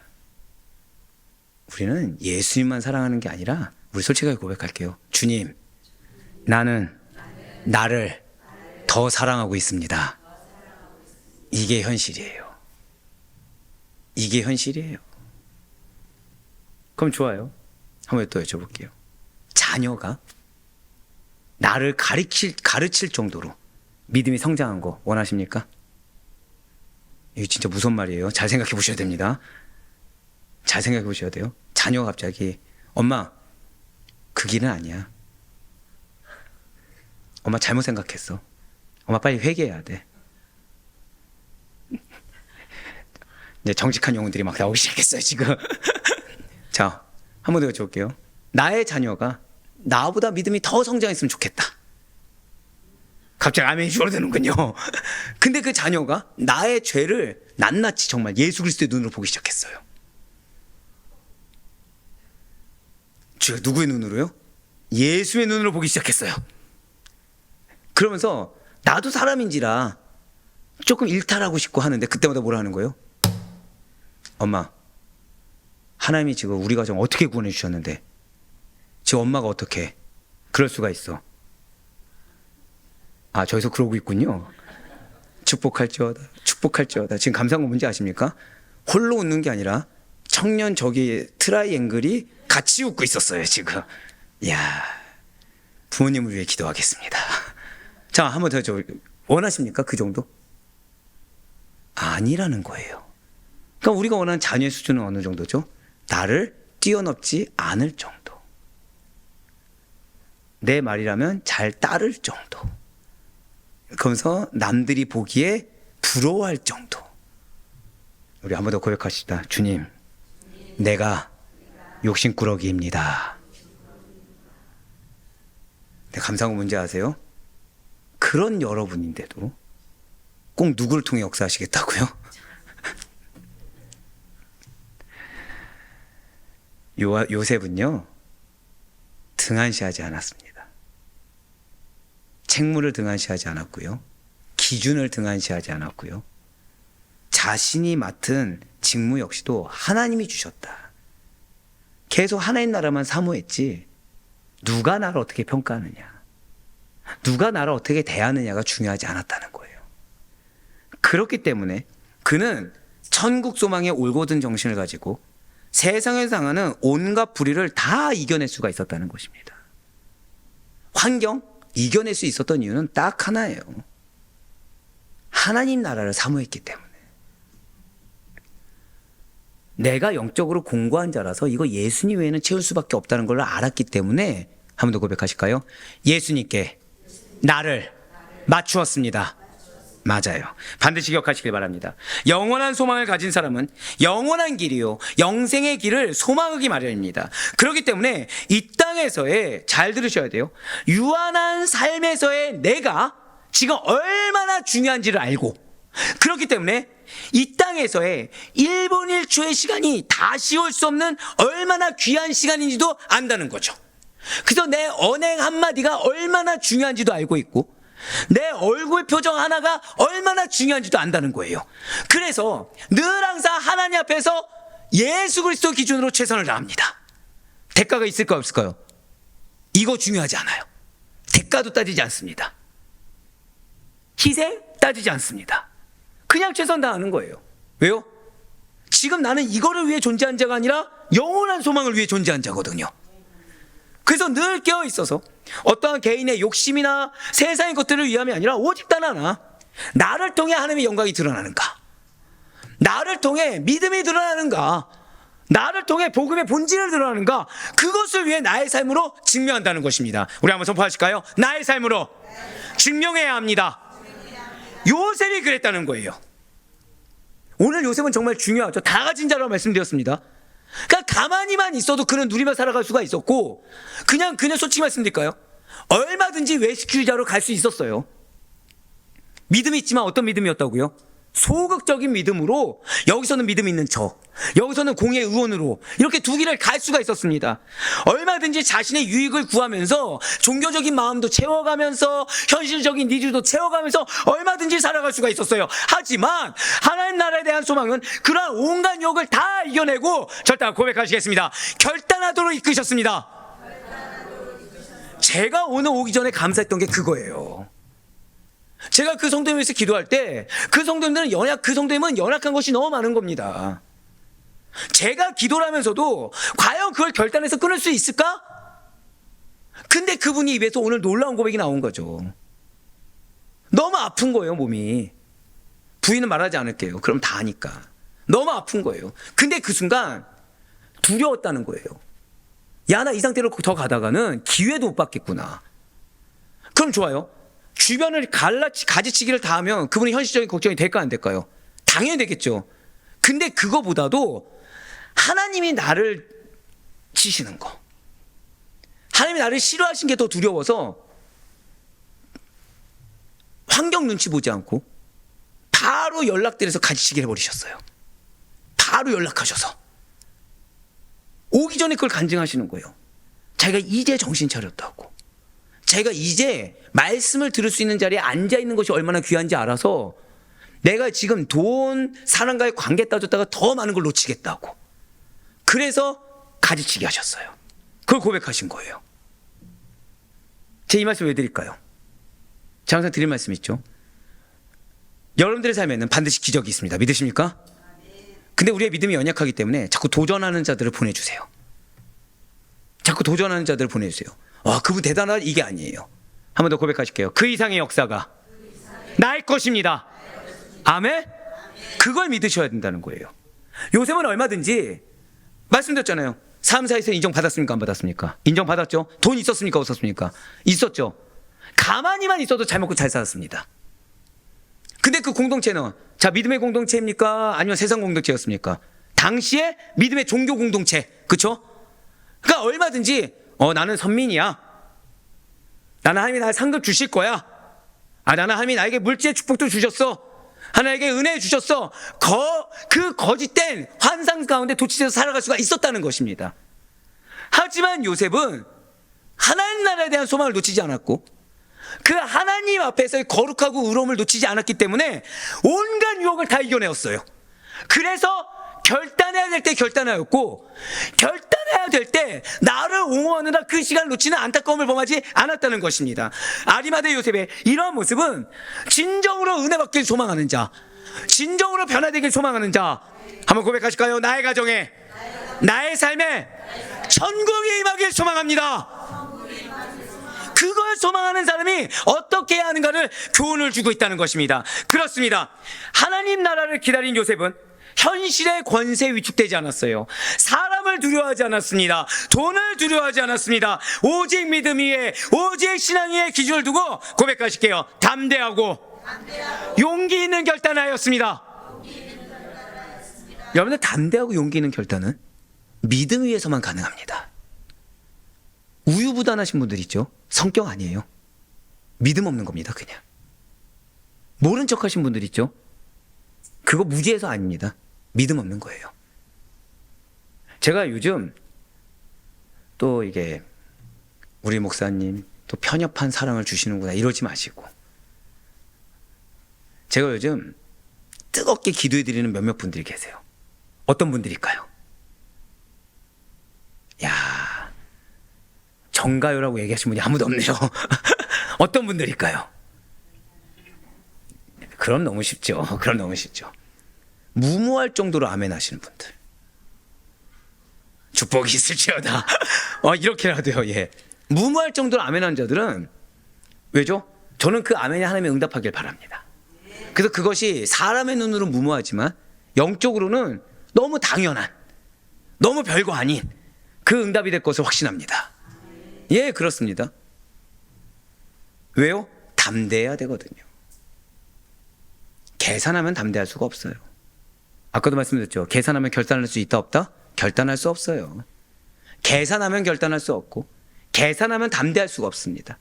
계산하면 용기 있는 선택할 수 없고요. 계산하면 분별할 수가 없습니다.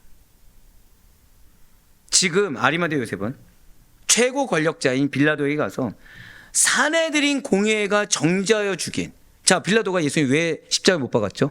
눈치 봐서죠. 누구 눈치 봤습니까? 예? 정확히 말씀드릴까요? 사내들인 공의회. 최고 우별권이라고 말씀드렸잖아요. 앞서 말씀드렸죠. 예수님 재판 어디서 이루어졌어요? 사내들인 공의회. 거기서 예수님 십자가에 못 박을 걸 누구 어디서 정했어요? 사내들인 공의회. 누구를 석방하라? 누가 정했어요? 사내들인 공의회. 누가 눈치 본? 빌라도가 눈치 본. 근데 그 빌라도에게 간 거예요. 이미 사내들인 공의회의 눈치를 보고 있는 빌라도에 가서 거기서 정죄하여 죽인 예수님의 시신을 장사하게 해달라고 요청했다는 거죠. 이런 행위에는 엄청난 용기가 필요한 겁니다. 이것은 일견 무모한 행동이죠. 왜죠? 자, 그럼 빌라도는 시신을 내어주면은 누구의 핍박을 받게 될까요? 여러분들 우리 이미 설교 들어서 알고 있습니다. 자, 유대 제사장들이 무덤 돌 앞에 군병들 배치했습니까? 안 했습니까? 왜 했죠? 왜 했죠? 폭동이 일어날까 봐죠. 진짜 살아 돌아올까 봐. 어떻게든 빼서 할까 봐. 그렇죠? 그러니까 이 시신은 주면 되는 겁니까? 안 되는 겁니까? 절대 안 되는 거죠. 그러니까 계산이 설 수 없는 행동이에요. 방금 뭐라 말씀드렸죠? 여러분들, 결단은요, 계산으로는 도저히 불가능합니다. 때때로 저는 여러분들의 가족의 모든 변화를 믿고 있습니다. 저는 여러분들의 가족이 보다 구원받을 것이고, 저는 여러분들의 가족이 보다 크게 쓰임받을 것을 확신합니다. 근데 중요한 것은 결단해야 될 때 결단을 누가 못하는지 아십니까? 여러분들이 한 거예요. 그러면서 그 이유가 뭔지 아세요? 내 남편은 이런 성격이어서, 내 아내는 이런 성향이어서, 내 자녀는 이런 과정을 거쳐서. 자, 지금 사명을 누가 주셨죠? 하나님 주셨는데 나는 핑계를 지금 뭘로 대고 있습니까? 인간의 여건. 그럼 나는 지금 뭐가 더 큰 겁니까? 여러분들 정말 변화되는 걸 원하십니까? 인간의 여건을 보면 할 수가 없습니다. 이거 제가 회개하면서 드린 말씀인데, 이제 오늘 주일날 드디어 제 오랜 기도 제목 중에 하나인 허리디스크, 벌써 아시겠죠? 우리 중학교 친구 중, 그 고등학교 친구 중에 허리디스크 때문에 지난번에 학습 못 받았던 친구, 그 친구가 옵니다. 학습에 대한 열의를 가지고 옵니다. 예, 물론 그 친구 말은 태민이도 받았는데 내가 아멘 나왔어요. 예. 자, 근데 지금 이 친구가 수술을 여러분들 벌써 들으셔서 아시겠지만 꽤 했습니다. 게다가 이 친구 집은 어떤 집인지 알고 계시죠? 그러면 이번에 학습 받을 거야 확률이 얼마나 있었을까요? 거의 없습니다. 근데 제가 저희 아들을 봤는데, 야, 이거는 질려도 안 나올 것 같은데? 이렇게. 그러니까 이 친구가 어쩔 때는 토요일날 작정하고 애들한테 전화를 합니다.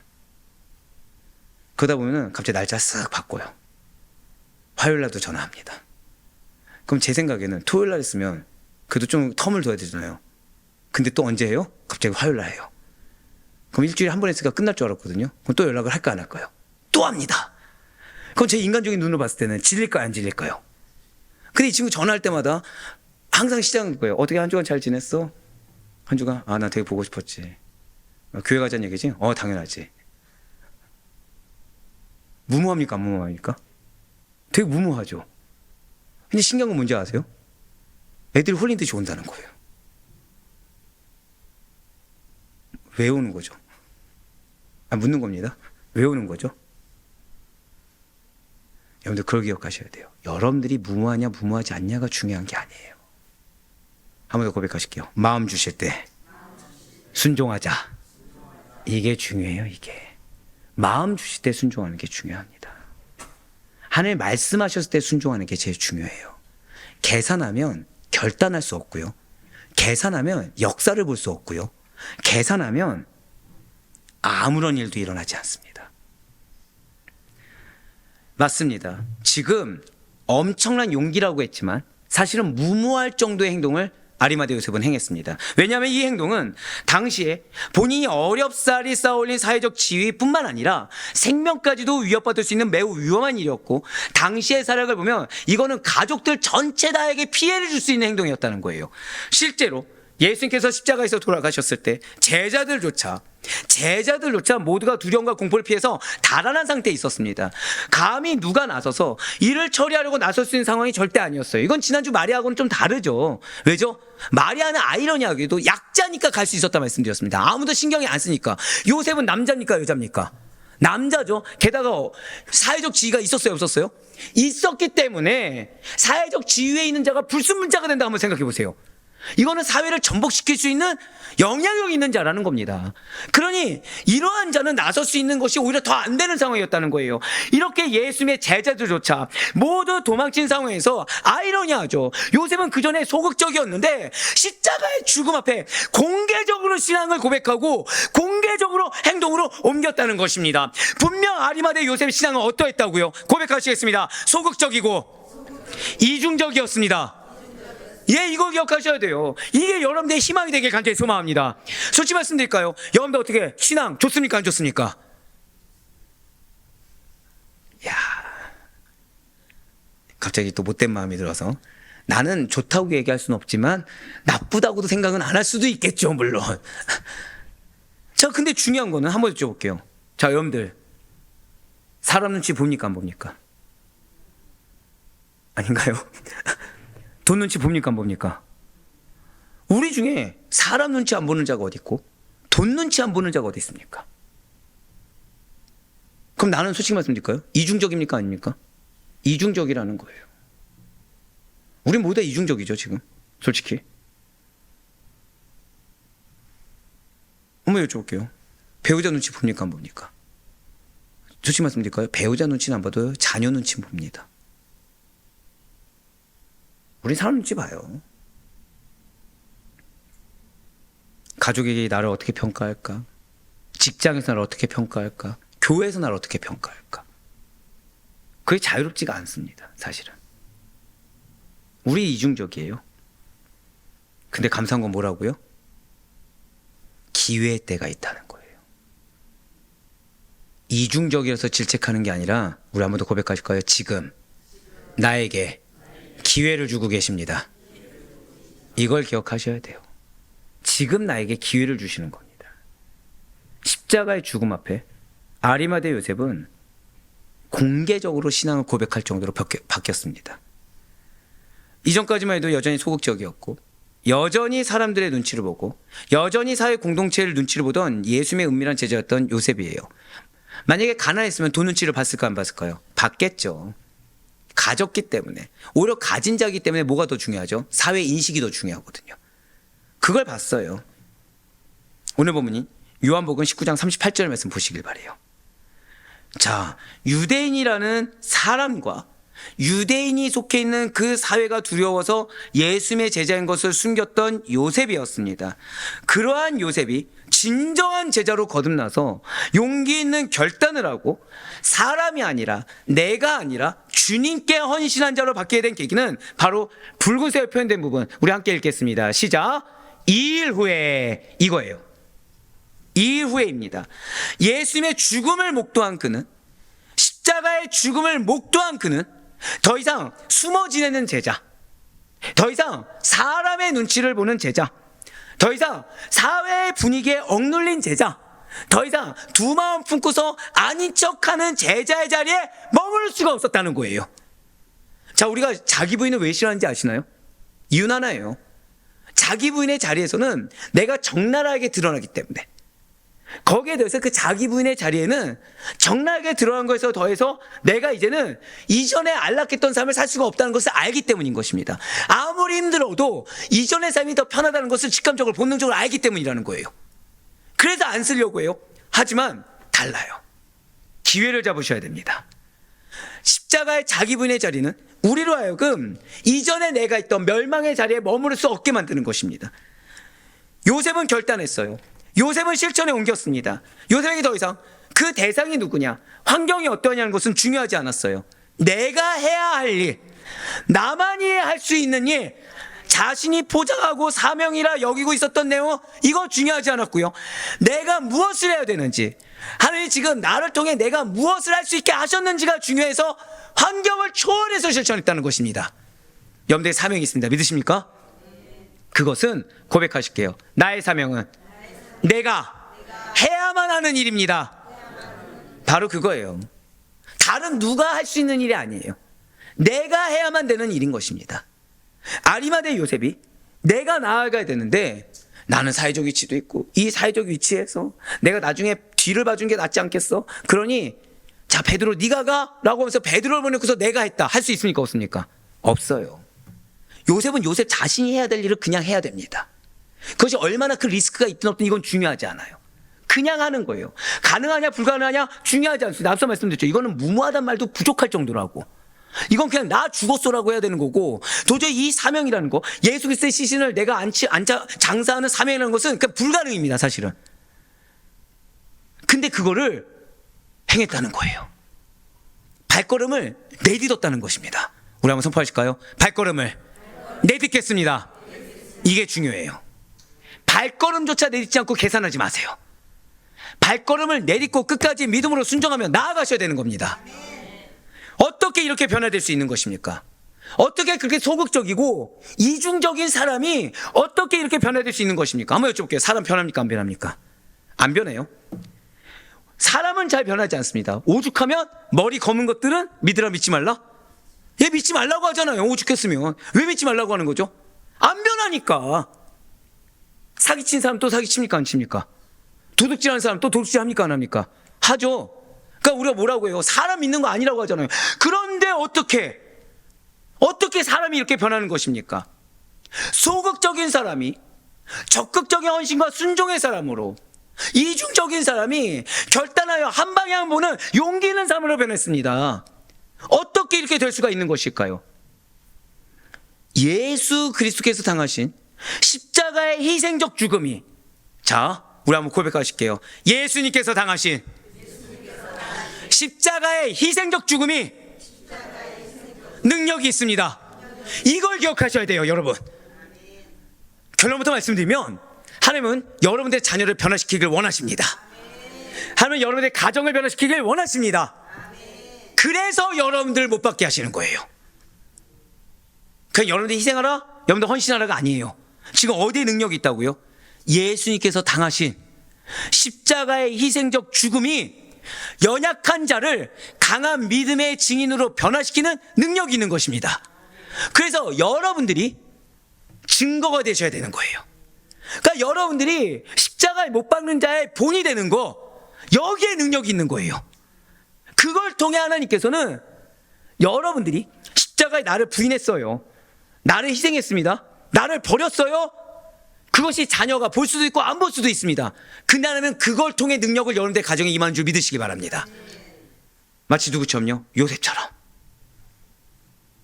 마치 요셉처럼.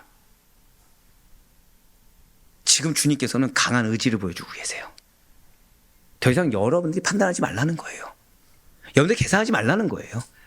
여러분들이 할 거는 자기 부인, 무모할 정도 담대한 아멘, 그걸 통해서 하나님의 십자가 능력이 펼쳐지는 걸 그냥 보라는 거예요. 한번 고백하실까요? 경험하여 보라. 예, 경험하여 보라는 거예요.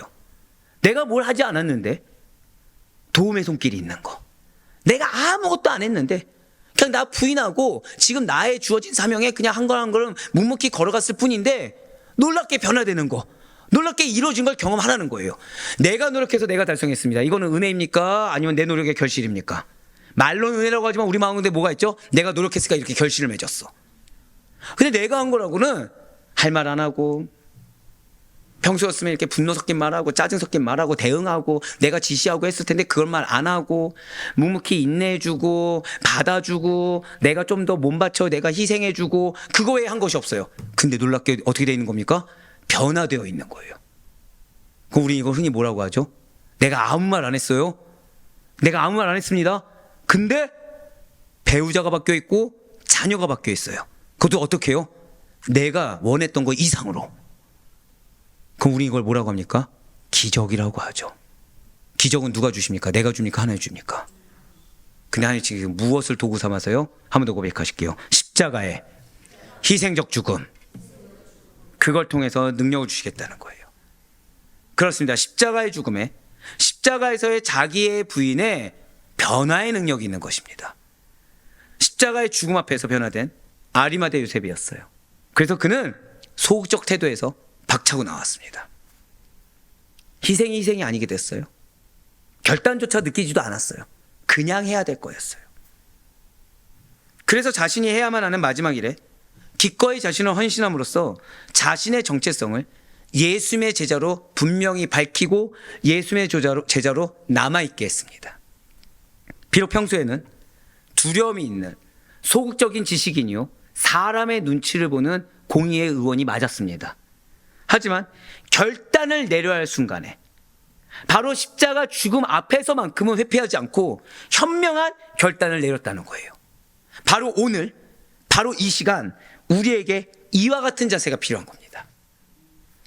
자신의 안위보다 예수님을 생각해야 돼요. 자신의 계산보다 예수님의 계획을 믿어야 돼요. 내가 예수님의 얼굴에 먹칠을 하고 있는지 아니면 영광스러운 증인이 되고 있는지에 대해서 한 번 더 고백하실까요? 늘 나에 대해 깨어 있어야 합니다. 예수님을 위해서 너무나 당연하게 이타적이 돼야 돼요. 예수님을 위해서 할 수 있어서 하는 것이 아니라 당연히 해야 되는 것이죠. 자, 사람 아플 수 있습니까? 아플 수 없습니까? 아플 수 있죠. 근데 왜 누군가는 아픈 것조차 회개한단 말이 지금 벌써 한 명이 아니라 몇 명이 나온 것입니까? 바로 그거예요. 어느 순간 당연한 게 당연하지가 않고 어느 순간 특별한 게 특별하지가 않게 된 거예요. 왜요? 예수를 위해서 내가 그 자리에 있었는데 없으니까 회개가 되는 겁니다. 예수를 위해서 들어야 되는데 안 들은 것이 회개가 된 거예요. 자, 이게 회개거리입니까, 솔직히? 자, 말씀 항상 잘 들리세요? 말씀 항상 잘 들리는 게 아닙니다. 어쩔 때는 안 들릴 때도 많잖아요. 근데 안 들리는 게 회개거리인가요? 이야, 이 눈치 빠른 우리 성도님들 바로 축복이 있을지어다. 그 정도까지 돼야 돼요, 우리가 진짜. 왜죠? 이미 그런 분들이 나왔잖아요. 도전 주는 분들이 나왔잖아요. 이번 주에 한 교수님을 만났어요. 그분이 저한테 하신 말씀이 있어요. 이 목사가 왜 힘든지 아냐? 그래서 제가 아둔해서요? 그랬더니 그게 아니라 다 같이 손잡고 가려고 해서 힘든 거다. 네. 칭찬일까요? 질책일까요? 칭찬이셨어요. 칭찬이셨어요. 목사는 양에 대한 책임감부터 시작해야 돼. 이거였어요. 여러분들 리더입니다. 책임감을 가지셔야 돼요.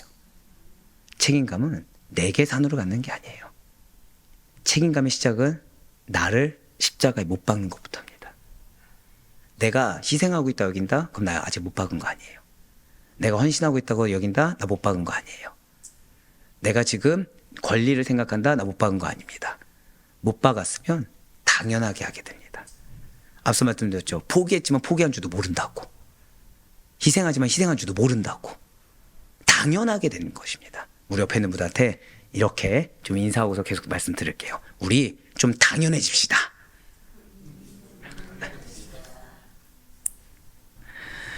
그렇습니다. 지금 요셉이 그러해요. 예수님에서 당연했습니다.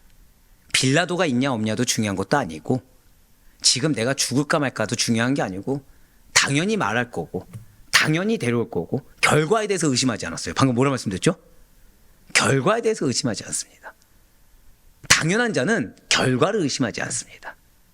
당연하지 않는 자들이 계산하는 거예요. 지금 요셉이 그러합니다. 이런 요셉의 용기 있는 강한 요청에 놀랍게도 기적적으로 빌라도가 허락해 줬어요. 그러니까 이걸 본 유대 종교 지도자들이 난리가 난 거죠. 빌라도가 그럴 리가 없다고 생각했던 겁니다. 기세등등하게 나섰는데 근데 놀랍게 어떻게 했어요? 빌라도가 내어준 겁니다. 이에 아리마대 요셉은 최선을 다해 주님을 장사했습니다. 이게 또 중요하죠.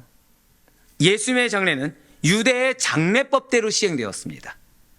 아리마대 요셉은 예수님의 시신에 향품을 바르고 세마포로 감쌌습니다. 이걸 당연하게 보시면 안 됩니다. 지금 유대의 장례법대로 하였다. 그리고 향품을 바르고 세마포로 감쌌다. 이것이 최선을 다한 그 아리마대 요셉의 헌신이에요. 왜 그러냐?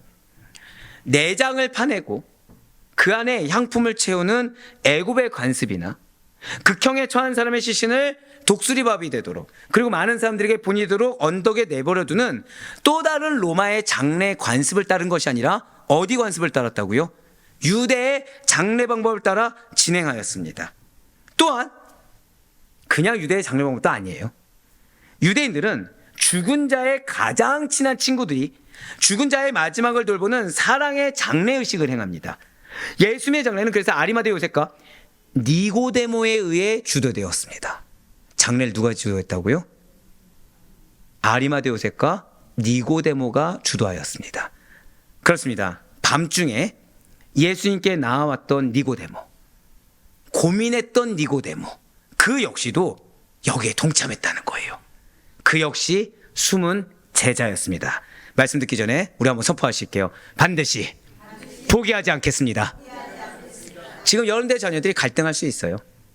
신앙의 길에서 갈등할 수 있고 결국 그 선택이 나와 했는데 뒤돌아서 돌아갈 수 있습니다. 누구처럼요? 니고데모처럼. 여러분들의 배우자가 기껏 얘기했는데 짜증내면서 등 돌아섰을 수도 있습니다. 하지만 한 번 더 고백하실게요. 반드시 돌아옵니다. 누구처럼요? 니고데모처럼. 요한복음 19장 39절에서 42절까지의 말씀입니다.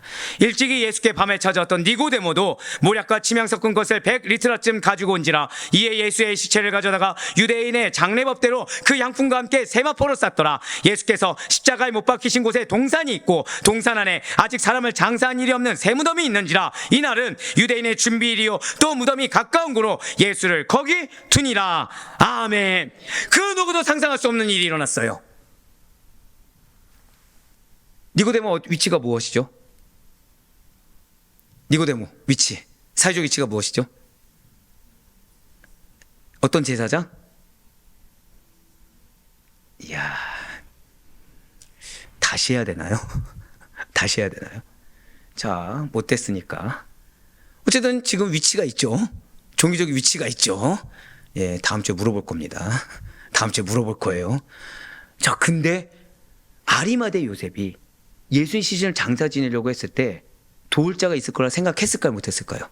못했다는 거예요. 한번 더 고백하실게요. 나를 도울 자를 예비하고 계십니다. 잊지 마세요. 아리마대 요셉과 니고데모는 먼저 예수의 머리에 수건을 싸고 몸에 세마포를 싸면서 니고데모가 준비한 모략과 침향을 부어서 시신의 부패를 방지하기 위한 조치를 취했습니다. 이게 중요한 이유가 있어요.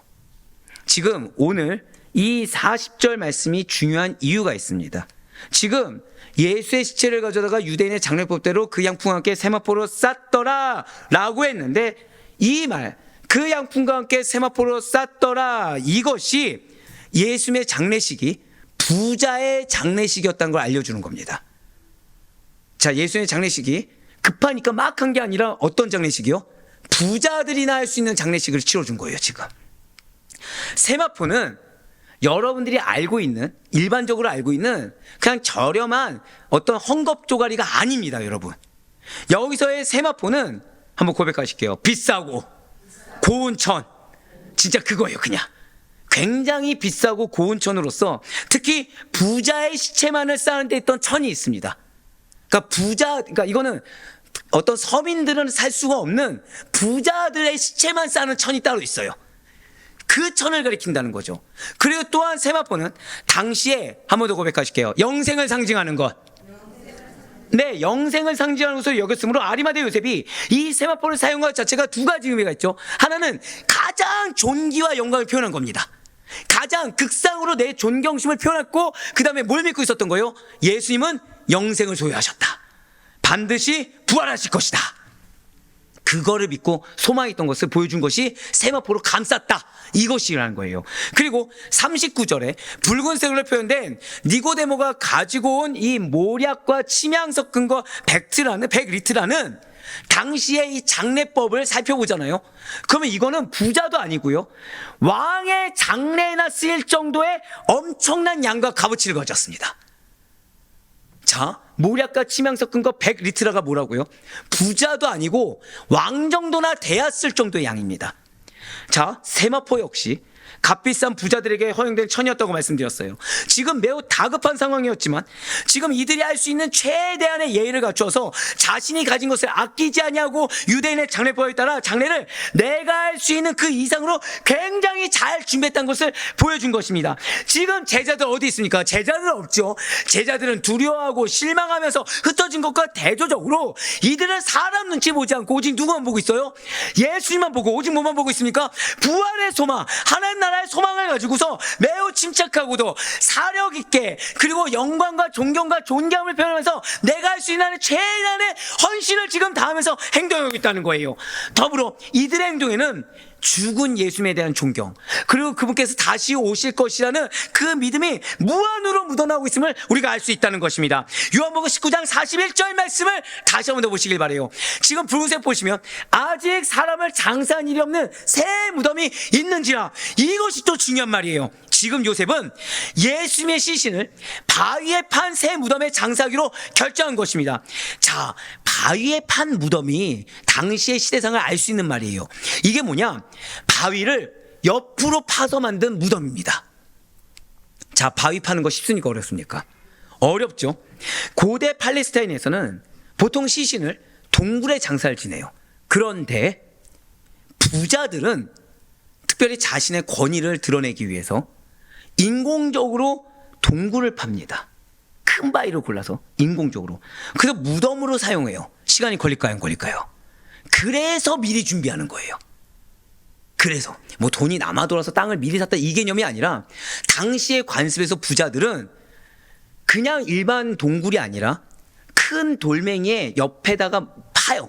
구멍을 파서 미리 준비를 시키는 겁니다. 그래서 미리 좋은 무덤을 그렇게 준비해 두는 것이 당시 부자들의 관례였어요. 자, 요셉은 부자였다고 아니었다고요? 부자였기 때문에 자기를 위해서 무덤을 준비해 두었었습니다. 하지만 아리마대 요셉은 그렇게 자신을 위하여 준비해 두었던 새 무덤, 그 새 무덤을 아낌없이 주님께 드렸다는 거예요. 지금 그가 준비한 무덤은 그래서 큰 무덤으로서 여러 명이 함께 묻힐 수 있는 무덤이었습니다. 그런데 예수님이 장사될 때는 오직 예수님 한 분만, 그곳에 아무도 장사된 사람이 없는 새 무덤이었다는 것이죠. 비록 예수님께서는 죄인처럼 십자가에 달려 죽으신 것이 맞습니다. 그래서 지금 아무도 사용해 본 적이 없는 큰 무덤에 마치 왕과 같이 안치되셨다는 것이죠. 또한 아무도 장사되지 않은 새 무덤이라는 것은 이후에 있을 예수 그리스도의 부활 사건의 사실성을 명확히 보여주고 있었다는 거예요. 자, 다른 시체가 전혀 없는 곳에 장사되셨고 후에 그 무덤이 빈 무덤이 되었다라는 그 사실은 다른 사람이 아니라 바로 예수님께서 부활하셨다는 명백한 증거가 된다라는 것입니다. 예수님의 시체가 안치된 곳으로 부유한 아리마대 요셉의 무덤이 제공되었는데, 그곳은 구약의 예언대로 이사야 53장 9절 말씀을 성취했다는 거예요. 이사야 53장 9절 말씀을 보도록 하시겠습니다. 그는 강포를 행하지 아니하였고 그의 입에 거짓이 없었으나 그의 무덤이 악인들과 함께 있으며, 붉은색으로 뭐라 되어 있어요? 그가 죽은 후에 부자와 함께 있었도다. 그뿐만 아니라 예수님의 부활에 대한 의심들을 막을 수 있는 완벽한 무덤이었음을 알 수 있겠다는 거죠. 그렇습니다. 아리마대 요셉의 헌신은요, 다름 아닌 구약 말씀의 온전한 성취를 위한 거라는 거예요. 오늘 여러분 이거 기억하셔야 됩니다. 하나님 여러분들에게 헌신을 요구하실 때가 있어요. 인내를 요구하실 때가 있고 믿음을 요구하실 때가 있습니다. 누구를 위해서인지 아십니까? 나를 위해서입니다. 여러분들에게 약속이 있습니다. 믿으십니까? 분명 우리에겐 기업이 있습니다. 믿으십니까? 이러한 약속의 온전한 성취의 과정에는 여러분들의 주를 향한 아낌없는 헌신이 들어있음을 잊지 마셔야 된다는 거예요. 지금 아리마대 요셉이 자신이 헌신했을 때 이것이 구약 말씀의 성취라는 걸 알 수 있었을까요? 없었을까요? 그냥 한 거예요. 그냥. 근데 그것이 성취를 이룬 것입니다. 결국 하나님을 위한 헌신이지만 그 헌신의 최대 수혜자는 누구입니까? 여러분들 자신이 되는 거예요. 앞서 말씀드렸다시피 결단하셔야 된다 말씀드렸어요. 결단하셔야 되고 십자가에 나를 못 박아야 된다고 하셨습니다. 여기에 최대 수혜자는 결국 누가 되는 거예요? 여러분들 자신이 되는 거예요. 나는 내가 희생하고 내가 눈물을 흘리고 내가 피를 흘린 것 같지만 결국 나의 그걸로 인해 누가 성취를 받아요? 내가 성취를 받게 됩니다. 우리 역시도 요셉과 같이 주님께 대한 자세가 아낌없이 드리는 헌신이 되어야만 합니다. 우리는 아낌없는 헌신적인 자세로 하나님 앞에 서 있을 수 있어야 되고 헌신의 열매를 주 앞에 증거로 보여드릴 수 있어야 된다는 거예요. 그래야요. 한 번 더 우리 마지막 선포하시겠습니다. 나는 은혜의 수혜자입니다. 나는 약속의 수혜자입니다. 그런 여러분들 결단해야 될 때 억울해하지 마세요. 결단하고 날 거 무언가 내려놓아야 될 때 안타까우거나 속상해하지 마세요. 결국은 그 은혜는 여러분들의 것이 됩니다. 결국은 여러분들의 약속의 성취로 그것은 돌아오게 되는 것입니다. 사랑하는 우리 아데포의 성도 여러분들, 이제 요셉에 대해서 정리하며 마무리를 짓겠습니다. 진실 아리마대 요셉은 선하고 의로우며 하나님의 나라를 기다리는 자였습니다. 백성들의 존경을 받는 인물이었고 부자이면서 존귀한 사내들이 공의였습니다. 그리고 그는 제자였어요. 당시의 사내들인 공의에는 그 결정 방식이 만장일치제였는데 아리마대 요셉은 예수님에게 유죄를 선고한 데 있어서는 사내들의 행위에 결코 찬성하지 않았습니다. 마찬가지로 니고데모 역시도 찬성하지 않았죠. 이것은 그가 아예 처음부터 사내들인 공의의 그 불법적인 모임에 가담하지 않았음을 의미합니다. 그리고 아리마대 요셉은 담대하게 로마 총독 빌라도에게 찾아가 예수님의 시신을 달라고 요청했습니다.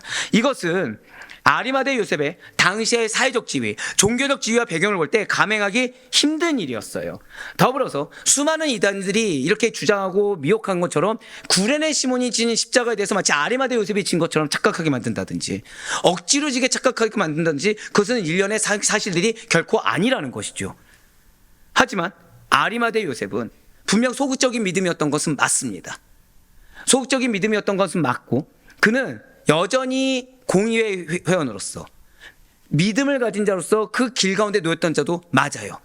하지만 그럼에도 불구하고 아리마대 요셉은 자신이 옳다고 생각하는 일에 대해서는 결단 있고 용기 있는 행동을 했으며 믿음에 대해서도 바로 이러한 행동이 성도에게 요구됨을 교훈하고 있다는 것입니다. 사실상 아리마대 요셉은 주님의 핵심 제자들처럼 동행하진 않았어요. 하나님 나라를 소망하긴 했지만 그렇게 적극적인 사람은 아니었습니다. 하지만 신앙의 분기점이 존재한다고 말씀을 드렸죠. 주님께서 돌아가시고 난 후에 십자가의 죽음 앞에 제자들도 흩어진 상황에서 가장 중요한 때 한번 지금 고백하실게요. 지금이 나에게 우리 가족에게 가장 중요한 때입니다. 맞습니다. 어떠한 인간적인 유익은커녕 리스크만 가득해 보이는 그때 담대한 결단을 내린 신앙인이요 제자였습니다. 그리고 이렇게 요셉이 결단하여 나가 예수님을 장사했을 때 최고의 헌신으로 그는 주님께 기쁨이 되었고 구약의 말씀이 약속이 성취되는 놀라운 역사가 일어나게 되었습니다. 아리마대 요셉은 그가 할 수 있는 최고의 헌신과 정성을 담아 예수님을 값비싼 세마포로 싸고 그것으로 예수님의 시신을 싸서 요셉 자신을 위해 준비해뒀던 큰 무덤에 눕히고 장사했다는 거예요. 요셉의 이러한 모습에서 그래서 성경이 주님에 대한 진정한 헌신이 무엇인지 주님에 대한 그 용기의 자세가 무엇인지를 우리에게 보여주고 있다는 거죠. 그렇습니다. 아리마대 요셉의 분기점은 다른 것이 아니에요. 예수님이 은혜 주셨으니까 했던 것이 아닙니다. 예수님의 배경을 만들어줬으니까 했던 것이 아니에요. 아이러니하게 십자가 죽음 앞에서 오히려 결단하게 되었고 담대하게 용기를 얻어 헌신을 다짐하며 나아갈 수가 있었습니다. 여러분들 어떻습니까? 내가 가진 것으로 내가 가진 것이 있든 없든 간에 주님을 위해서 어떻게 섬길 것인지를 고민하십니까? 아니면 나는 가진 것이 없으니 주님께서 채워주셔야 된다, 나는 지금 힘드니 주님께서 해결해 주셔야 된다라고서 계속해서 투정만 부리고 계십니까? 우리는 말로는 주님을 사랑한다고 고백하면서 이 믿음과 헌신이 약해질 때가 있어요. 그래서 기회를 놓칠 때가 있습니다. 방금 뭐라 말씀드렸어요? 기회를 놓칠 때가 있습니다. 그 이유는 손에 꼽지 못할 정도로 각자마다 다양하고 너무나도 많죠. 하지만 본질적인 핑계 원인은 동일합니다.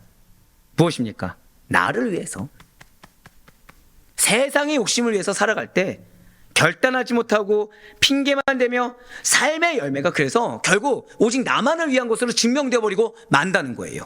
아무리 나는 아니라고 하더라도 주님께서 그렇게 보고 계시고 아무리 나는 아니라고 하더라도 하다못해 가족, 나에게 붙여준 영혼까지도 그거 결국 엄마 위해서 그런 거 아니야? 그거 결국 아빠 위해서 그런 거 아니야? 그렇게 보여주고 있다는 거죠. 그러니 내가 변화가 안 되고 내가 결단하지 않았는데 그 영혼들이 어떻게 변화되고 어떻게 결단한단 말입니까? 그러니 그러할 때, 어느 때요? 내 믿음이 연약해지고 영적 공감인데 공부하는 것조차 모르고 있으며 헌신이 약해질 때, 더불어서 주저하면서 핑계만 대고 있을 때 나를 위해 모든 것을 버리신 십자가를 보시길 바라요. 그리고 솔직하게 주 앞에 인정함으로 나를 십자가에 못 박으시길 바랍니다. 나의 실존을 인정하고 회개하며 결단하며 돌이켜야만 그것이 기회를 얻는 지름길이 되는 것입니다. 그것이야말로 연약한 믿음의 자리를 벗어날 수 있고 연약한 믿음의 자리를 은혜의 결실을 채우는 축복된 기회라는 사실을 절대 잊지 마시길 바라겠습니다. 약속의 성취를 위해, 누구를 위해서요? 우리 마지막 한 번 더 선포하고 기도만 나가시겠습니다. 나를 위해, 결국에 여러분들을 위해 주께서 요구하고 계신다는 사실을 잊지 않는 믿음으로 말미암아 아리마대 요셉 같은 신이 여러분과 저희 것이 되길 간절히 소망합니다. 사탄은 우리로 하여금 받는 것에 익숙하도록 유혹합니다. 받는 것이 당연하고 또 그래야만 내가 살 수 있는 것처럼 착각하게 만든다는 거예요. 그래서 나로 하여금 약속의 성취자요 수혜자라는 자리에서 약속의 회방꾼이요 적대자로 전락하게 만들어버린다는 거죠. 그래서는 안 돼요. 우리는 이 시간 기도하며 나아갑니다. 오늘 아리마대 요셉을 잊지 마시길 바라요. 연약할 수 있고 여러분들 소극적일 수 있어요. 이중적으로 걸어갈 수도 있습니다. 이중적인 것을 숨기면서 거룩한 척 했을 수도 있어요. 사람의 눈치, 환경의 눈치, 무엇보다 내 감정의 연약한 눈치를 나 스스로가 보면서 살아왔을 수도 있습니다. 그래서 입술로는 나는 가족을 위해서 희생했어, 난 주님을 위해 헌신했어 라고 말하고 싶지만 정작 삶의 열매는 나를 위해, 내 욕심을 위해 살아온 삶의 증거들로 허다할 수도 있습니다. 그러나 주님께서는 지금 기회를 주셨어요. 오늘 이후로 주님께서는 결단하기를 원하십니다. 나를 십자가에 못 박아야 돼요.